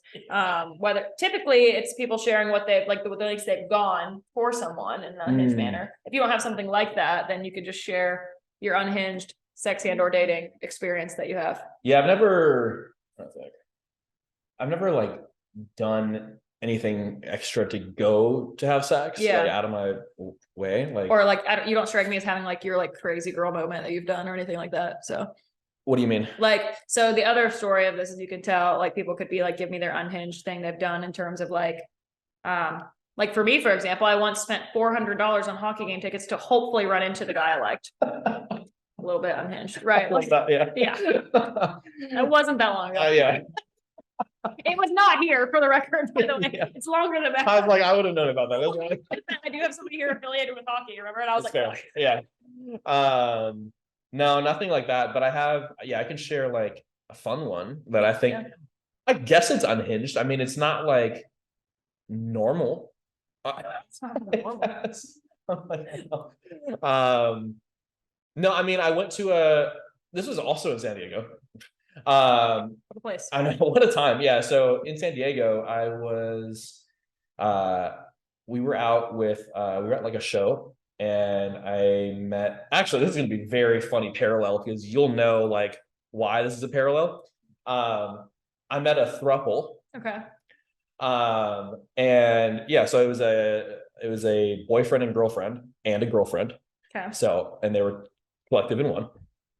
And it was like a concert show, like a really low key one, local San Diego show, whatever. And like, I don't know, it was at like a house party almost, but like a really big house. And it was in the backyard. It was a full venue. It looked really fucking cool, honestly. But it was just one of those moments where you're like maybe on drugs and like, not in your normal. You took party favors. And we were just vibing really well. And like, I didn't know that the girlfriend of the boyfriend and girlfriend was a part of them. Okay. And I was like dancing with her, and we were like talking and stuff. Interesting parallel. I see what you're saying. Yeah. Yes. And I was like, this is actually gonna be really funny. I was like, was this here? Yeah. So No, but yeah, this was before I moved here. Yeah. And then so anyways, yeah, so I was like talking to this girl and we started like dancing and we started like making out and whatnot. And then she was like, "Do you want to go inside the house?" And like, fuck. And I was like, "Yeah, obviously." And then she was like, "Okay, hang on." Oh, To a couple. like, this is a group activity. And I was like, "What do you mean hang on? Like, what are you talking to your parents? Like what?" She's like, it felt like I have to go check really quick. And I was like, "With who?" And so she turned this couple and they all came in like put their arms around her. And I was like, "What's happening right now?" Oh. And she was like, "We're gonna go inside and like, we're gonna continue this party inside. Like, you guys want to come?" And I was like, "This wasn't even a question." You didn't ask me. But like I just kind of went with it. I was like, I had never been in a foursome situation. I've never been in a situation like sexually involved when there was another man present either. Yeah. And before this? Yeah, okay. I don't think. Well, so yeah. There's your thing. Yeah. Well, yeah, I guess I have, but it wasn't like that. So anyways, yeah, so we all went inside and had foursome, which was cool. It was so funny because the guy was like, "Bro, let's do this. It'll be a blast." I'm like I was about to check, and he was like, "By the way, I'm not like into dudes whatsoever, so like we won't be." And I was like, "Okay, good." I wasn't trying to have that vibe either. Right. And he was like, "But like, let's have some fun." All right, yeah. I was like, "You are clearly seasoned at this." And so, yeah, I mean, that was a blast inside the house, and there was like a room. And apparently, I mean, I feel like this room has been used for this before because it was like all red and like couches and velvet things everywhere. And I was like, this is pretty fucking cool. A place we recently saw had a similar vibe. Yeah, 100%. And so I was like, this is cool. But yeah, that was it in the show. We did our thing for like 30 to 45 minutes, and came back and partied more. And it was like nothing happened. And we just continued raging on through the night. It was a blast. But that was very like, if you were in the normal circumstance of your day, like probably wouldn't happen. Yeah. But it's like this it's would be naturally those people always find you. Like what if we've talked about this before. Yes. Women who find bisexual me women love Caleb. It's just true. Bisexual women, sometimes like vegetarian, vegan leaning. Yep. The way that this is you roasted me about sad tattooed tall men. It was like you said all of that. All I said was tattooed and maybe sad. You said tattooed and sad. Yeah. You said I said tall. That's true. I said all right, that's fair. I did say you said mom issues. Yeah, yeah. You know, the joke I made the other day though is I said Caleb just likes women where he's the only me inside. So good. So but yeah, that was probably my unhinged moment. They were very experienced and did a bunch of wild shit like ropes and whatnot, learned some fun knots. And I was like, I learned some fun knots. Next level Boy Scouts. Yeah, I was like, wow, I've never been to Boy Scouts, but like takeaway, some sick ass knots I still know to this day. So that was cool. Yeah. Other times I just wing these knots before I'm like, there's actual technique. Like, wow. Not like, all the time, but like camping. Like did I make you watch that hanging YouTube, lights? That YouTube of that like lizard that guy on acid? I made you watch that, didn't I? Did we watch that at my house? That guy that's like it's like the audio of him tripping on acid, but it's the lizard. Oh yeah. Says and he's like Captain of Time. Yes, Captain of Time knots. Yeah. That's you now. Yeah, so that was super fun. I guess that was an unhinged moment. Yeah, it was a blast. Yeah, that memory has stuck with me because I was like, I never thought I would actually be comfortable in that situation. Yeah. But I had previously been in a situation. It was like with two people, and there was one dude, and one girl. So I guess I had done that before, but it wasn't like collectively with two other women. Yeah. Where I don't know that dynamic's just different. Yeah. And so I was like, I don't know if I would be cool with it. And then in the moment, I mean, it wasn't even asked. It's just kind of like plus favors. We're doing this, yeah. Plus party favors, where I was like, all right, fuck it, just roll with it, literally. Yeah, yeah. So that was probably my unhinged moment that I can that I can bring to the podcast, right? What's funny about that is definitely, I think, qualifies as being unhinged for most people, but it's just like that it doesn't surprise That's what I'm saying. It was not like, but it's for you because it's you though. Like, but yeah, I that guess. to the general audience, Sure. it's going to be an unhinged Sure. thing. Yeah. But I guess for so. you, it's like it's funny because, like I said, these things just always find you specifically. Like, if anybody else would be like, "Oh my god, these people came up to me and proposition me," like, that's crazy. You would tell, you'd be like, "These people just proposition me," and I'd be like, "Yeah, that makes sense." I don't know why energy that brings or what that says about me, but that's Yeah. I don't either, really. I don't really know. would do your best. I don't think about it too much. I would like to hope it's like open for and down for anything and like good communication.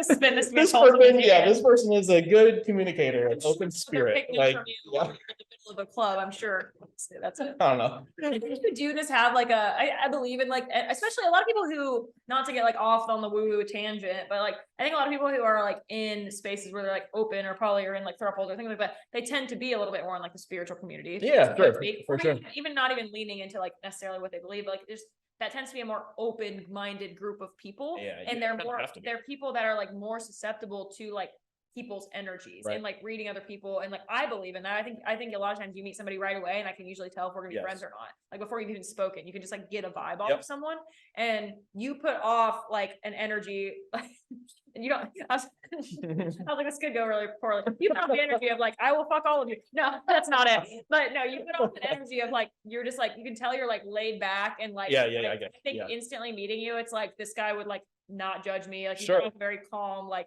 just like open to whatever vibe. And like, not, like I said, not even in the sense of like them thinking that. I think it's just people feel very comfortable around you. That's okay. That's good. That's the energy I try to give to most people. Yeah. Because I think because I consciously know that most people feel very uncomfortable being themselves. Yes. Which is like shitty.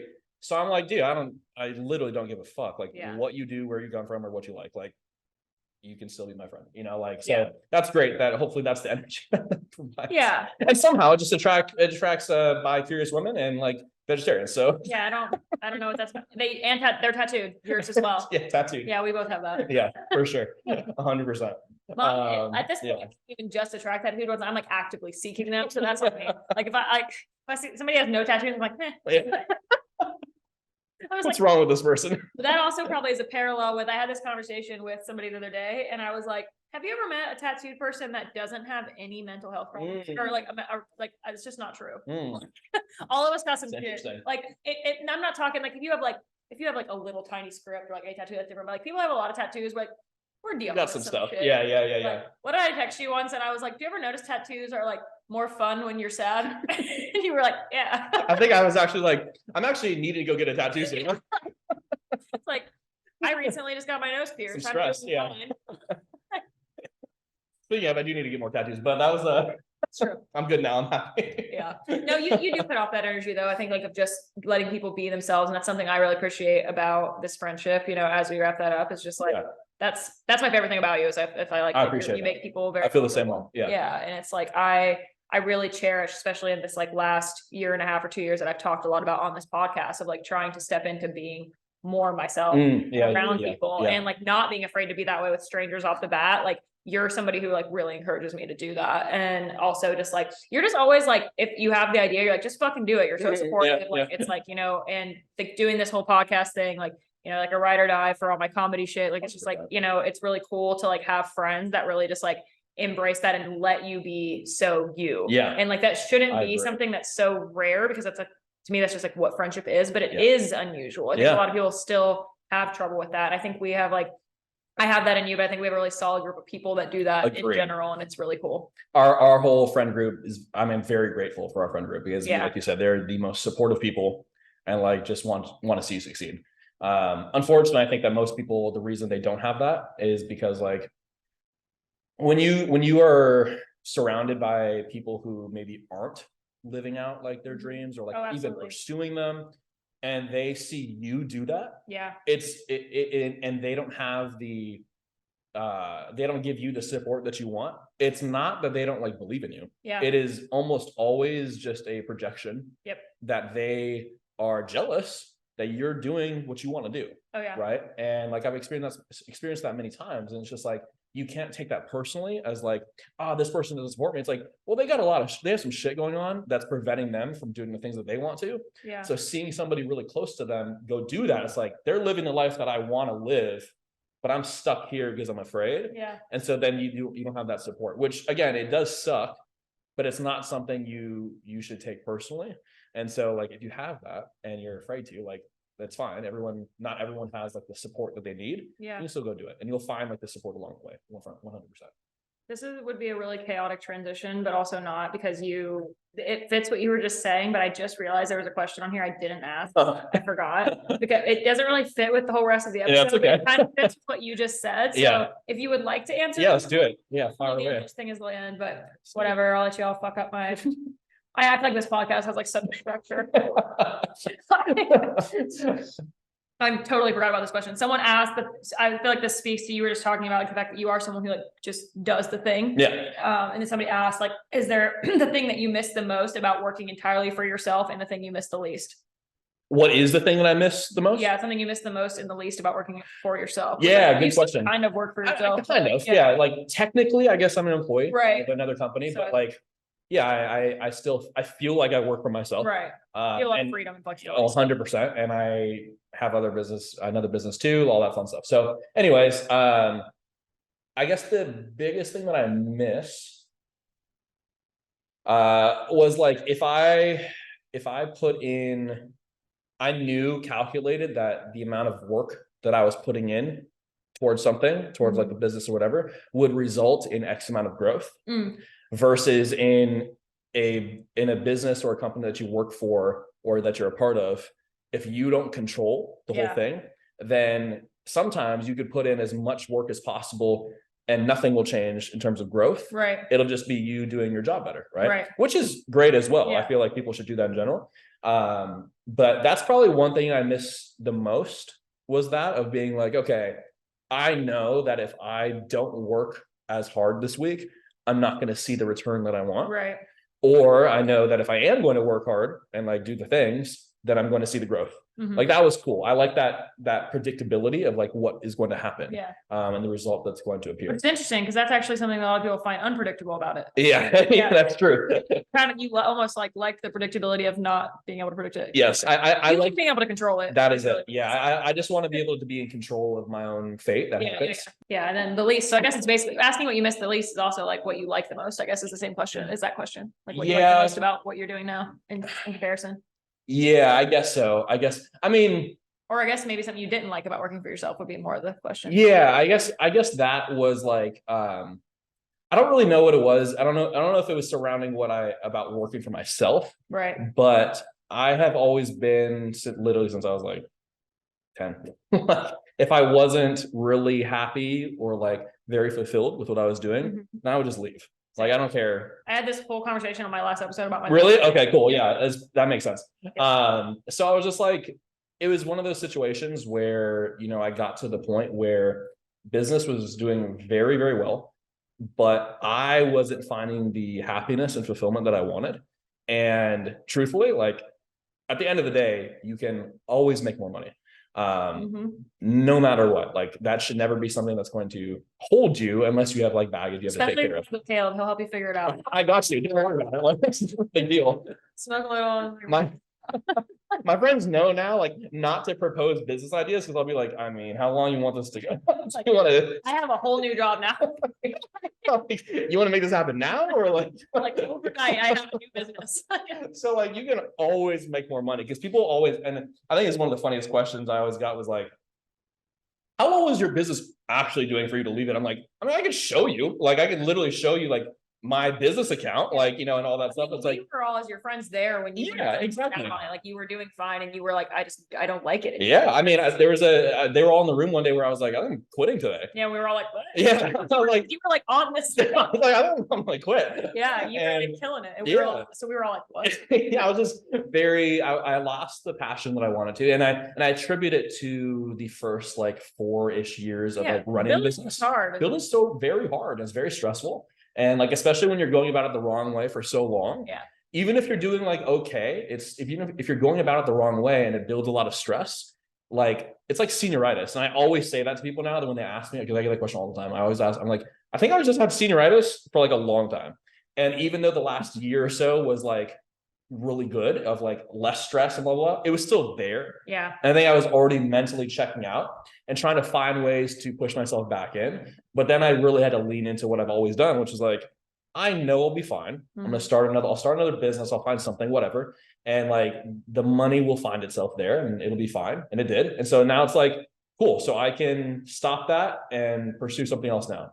And that was like the biggest weight off of my shoulders that dropped. So I think that to answer that question, the thing I liked least was like that part of it that eventually led me to that burnout, and it led me to that was just like, it didn't serve me anymore the way that I wanted it to. So you missed that the least. Yeah. So I don't know if it's probably a cheat to the answer, but that's okay. Yeah. I'm sure there's like a lot of different things you could touch on that are just like different in both positive and negative ways. Like there is with any situation. Yeah. But no, I completely relate to that. That's like, I spoke on it a little bit just with like jumping around, but like I just to the fact of like, if I'm not passionate about something, I just like do not care. And it's like very hard for me. Like I had that break to actually, it was while Kara was here, we were coming to pick you up, and I remember I got there and I was like, I think I've been bad at everything. And everybody, and she was like, Really, no. shut up, guys. But I was like, why? I was like, I've just jumped around to so many careers, and I started feeling like insecure about it. And I was talking again to my mom about this, and she's like, you've been like this since you were a kid. She was like said, I just resonate with what you said, which is also, again, speaking just to loop around the conversation. I feel like we just like, we think similarly on several things, which is probably a part of our friendship as well. And the fact that I'm like a weird meld of many of your friends we discovered. But anyways, I was like, she was like, you've always been like that. Like, she's like, you go so hard for the things that you like. And she's like, you're like this with people, with your friends. She's like, if you are passionate about it, or if you love something, she's like, you will work super hard at it. You will like go all in on it. And she's like, but the minute it's like not fulfilling you or you don't like it, you're just like, like, and she's like, it's just like, you just like, it's like, I have people ask me that when I talk about the different jobs I've had, people are like, how old are you? Yeah. How have you done all this? And I was like, as soon as it's like, it's kind of what you said. It's like, you can just, I think people underestimate that you can just like do something else if you want, like, and people stay in something they're miserable in forever, which this could be its whole own podcast. That's the big thing. Yeah. People's timeline is so fucked, I think. People and it's different. I understand there's like, if you have like a family, you have to worry about security. Totally different, for sure. But if you're like our position, and it's not even talking about money, like every time I've started a business or jumped ship, I've been broke actually. Like, because it's fair.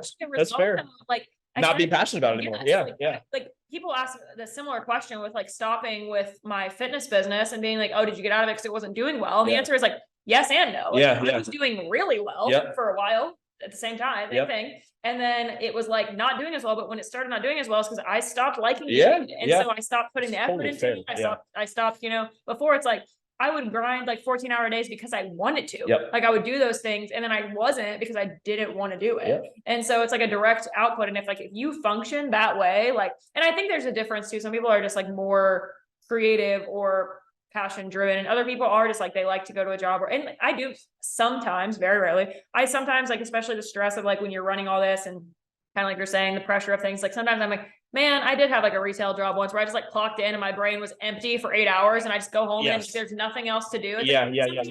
That is nice. Or like, I think about people that are like bartending, like their job is very hard and stressful and doing all that. But I'm like, when they're off, they're off. Like work is done. You're not working. You don't have to deal with it. And I was like, sometimes like when you run a business or do things like that, like you don't get to just be off. Correct. But also like you can start that's just learning too. Like, so that's part of the early years. And once you're like, now I do, like, I don't work on weekends anymore. Like I don't want to.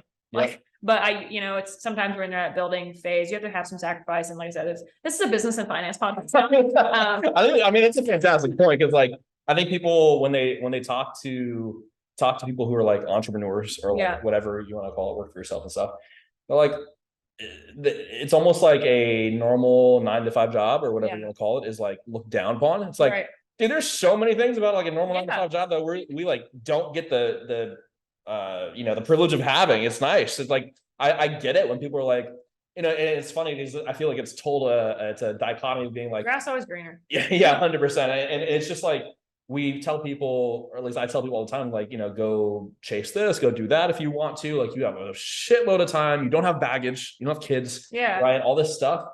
And then when I hear that they're just like comfortable, I'm like, I also get that too. Because like you probably have less stress.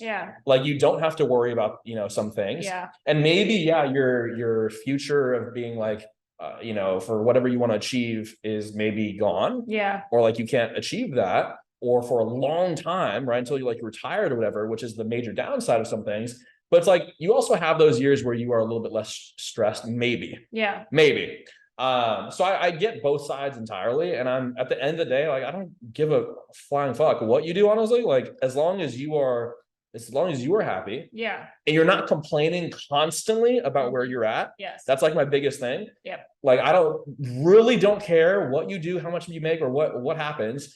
But if you are happy and not complaining constantly about your life, do you? I will fully support it. Yeah. Why I've talked about this before.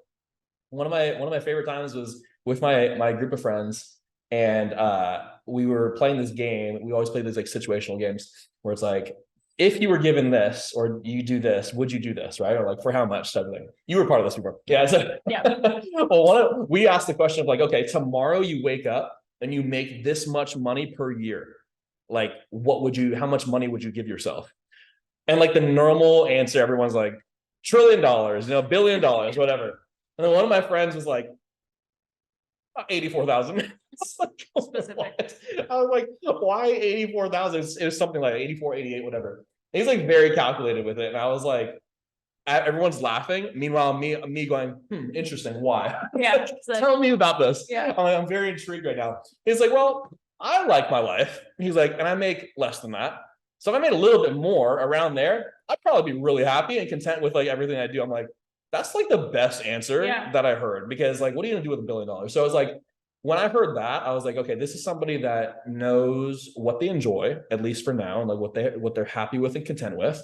And they know like the extra probably comes with extra baggage that they don't need. Yeah. And so he chose this very specific number, and I was like dying because I was like, but that was a fucking great answer. And I tell people that all the time now. Yeah. Like my clients, like, well, all the time. I think it's awesome. Talking to an entrepreneur friend of mine, and they told me we were having a very similar conversation, and they said that there was a study on this, that after a certain number, I can't remember what it is. Let's say it's 10K. I actually think it might've been around there. Someone who makes 10K, it might even been like 6K. It might've been less than that. Someone who makes that, amount of money, once you cross whatever threshold this is, it's somewhere in that like 6 to 10 range. It's not astronomical. I mean, that's a lot for a lot of people, I realize, but like I'm saying, it's not like some crazy $50,000 a month kind of thing.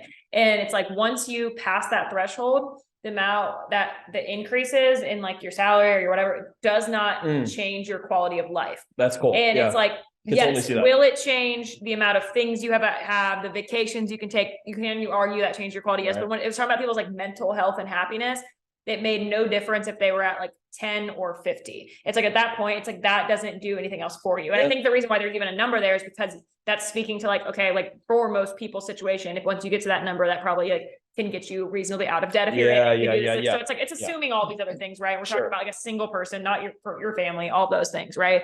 And so I think it speaks to that, what you're saying. It's like at the end of the day, it's like it's not chasing always like this more thing. It's like not even like this. I think sometimes there's this toxic like grow culture, and it's not that. It's like I said, it's like I've recently come into that, and Kara actually, and I've had a ton of these conversations where it's like it's actually okay if you're just like comfortable where you're at for right now, and like what you said, as long as you actually are okay with it. I think that was a perfect way to put that, because I think there is like downsides to both, and I think there's a lot of people that's like, oh, like don't like fuck your comfort zone. It's like, yeah, to an extent, but also like sometimes it's fine to vibe there. Sometimes it's totally okay. Like that's okay. You can't, if you're always in like growing out of your comfort zone mode, you're going to burn yourself out too. So it's like there's a balance to that. Like grow to where you want to be, and that's okay if you want to coast it. Chill a little bit. Yeah. It's okay if you don't. Like, you know, if you're somebody who like you like being constantly in like I always want more mode, great. But like but like again, it's the flip side. If like complaining where you're at because you're stagnant or comfortable, and then you're complaining about it, do something. That's the thing right there. Yeah. Flip side, if you're constantly going, growing, and then you're complaining because you're so burnt out, you're stressed, you're do something. Yeah, like it's like just stop. It's like, what is the forgetting Sarah Marshall? He's like, do less. Do less. Do less. It's like he's doing nothing. He's like, less. Like, that's your advice. So yeah, this is now a business podcast. Yeah, I think it's great. I think it's awesome. I mean, those conversations unfortunately don't happen a lot between friend groups, and I think it's very important to have. I forgot that's where this started. I am notoriously, wasn't it? Yeah. Oh, I totally didn't even realize that. We're talking about if you have friends who are not typically comfortable being yourself, Didn't even realize that. chasing your stuff. It's Wow. because they're jealous, and then we went on this whole thing because I forgot about the question. Wow, full circle. Didn't even try to full circle it, but it happens. But I'm saying, like, typically you don't have the friend groups like those that have those conversations. Yeah. And like notoriously in my friend groups that I've always had, I'm always that person who's like, no, fuck you. You got to do this. Like, you're not happy. Like, you always say this, go fucking do something. And I think it's important in a group of friends to be able to have those conversations because, and why it's funny that this has turned into this, but I think it's important because people guaranteed, just like, look at all these dots connecting, just like people thinking about potentially exploring like an open relationship or like even just something else they want to fucking do in bed or like in the relationship they want or whatever, afraid to open that door for what it might present, right? Even though that's like what they want.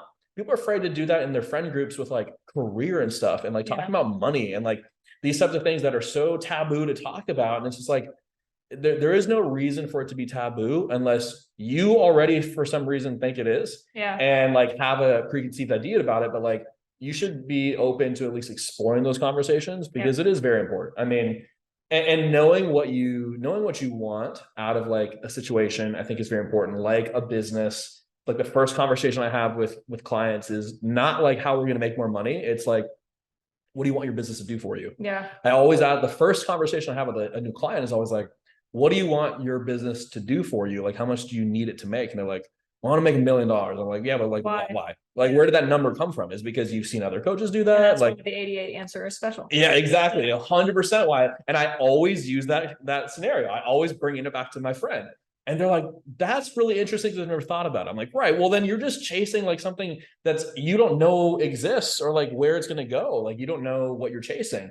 And so I think it's good to understand what you want out of a situation, whether it be business or relationship, and then be able to communicate that. And then you can actually work towards it. So, yeah, I don't know why we came to this, but I think it's important to have those conversations, and I hope that helped you. I hope it sparked some curiosity out of that. I think like in summation that we'll just wrap up by telling everybody to respectfully, honestly, and personally live your truth. Live your truth. That really your heart. Yeah. Honestly, it's all of our topics. It really does. No, honestly, this has been great. This is long as fuck, but it was like so good. Yeah. So I honestly feel like there's gonna make a petition now for you to just like co-host the podcast. Except they're gonna be like, this is gonna be a 3-hour podcast. No, but it was so fun. We had a lot to talk about. It's nice though to know because like you're always behind it anyway. So if I'm ever like, I haven't had a guest in a while, I'll just hop back on. We also dabbled in being like, we should do an Under the Influence podcast. Maybe that could be fun. So this is actually already a unique podcast. It's 11:30 p.m. right now. By the way, we've like the latest I think we recorded before was like 5 p.m. Yeah, maybe. Yeah. So, but it also would have been delusional for either of us to think that us being the only people doing this, that it was going to go any other way, like that it was going to not be. That is true. The only podcast we had is just us, and why it's like this. Yeah, that makes total sense. Yeah, it's like it's always chaotic when we like. I feel like when I have a guest, it's like there's like a structure because they like put it in the calendar and they have to be there, and otherwise we're just like winging the whole day. But today was like. Really, I was like, I'm coming over at 9. It's fine. Like, we had to rearrange Caleb's whole apartment. Yeah, it looks great though. That would be like the decorations. This is the new podcast location for the next month. Yeah, I think it works really well. Yeah, I like it. Yeah, so we feel like we're on like late night. This is great. Yeah. So I hope that if you guys are not on YouTube, you should check it out. We worked really hard on it. So, but anyways, thank you so much for doing this. This was so fun. Thank you for just helping with this podcast in every way. Always, in general. And just being a dope friend. Thank you. I appreciate it. You too. Yeah.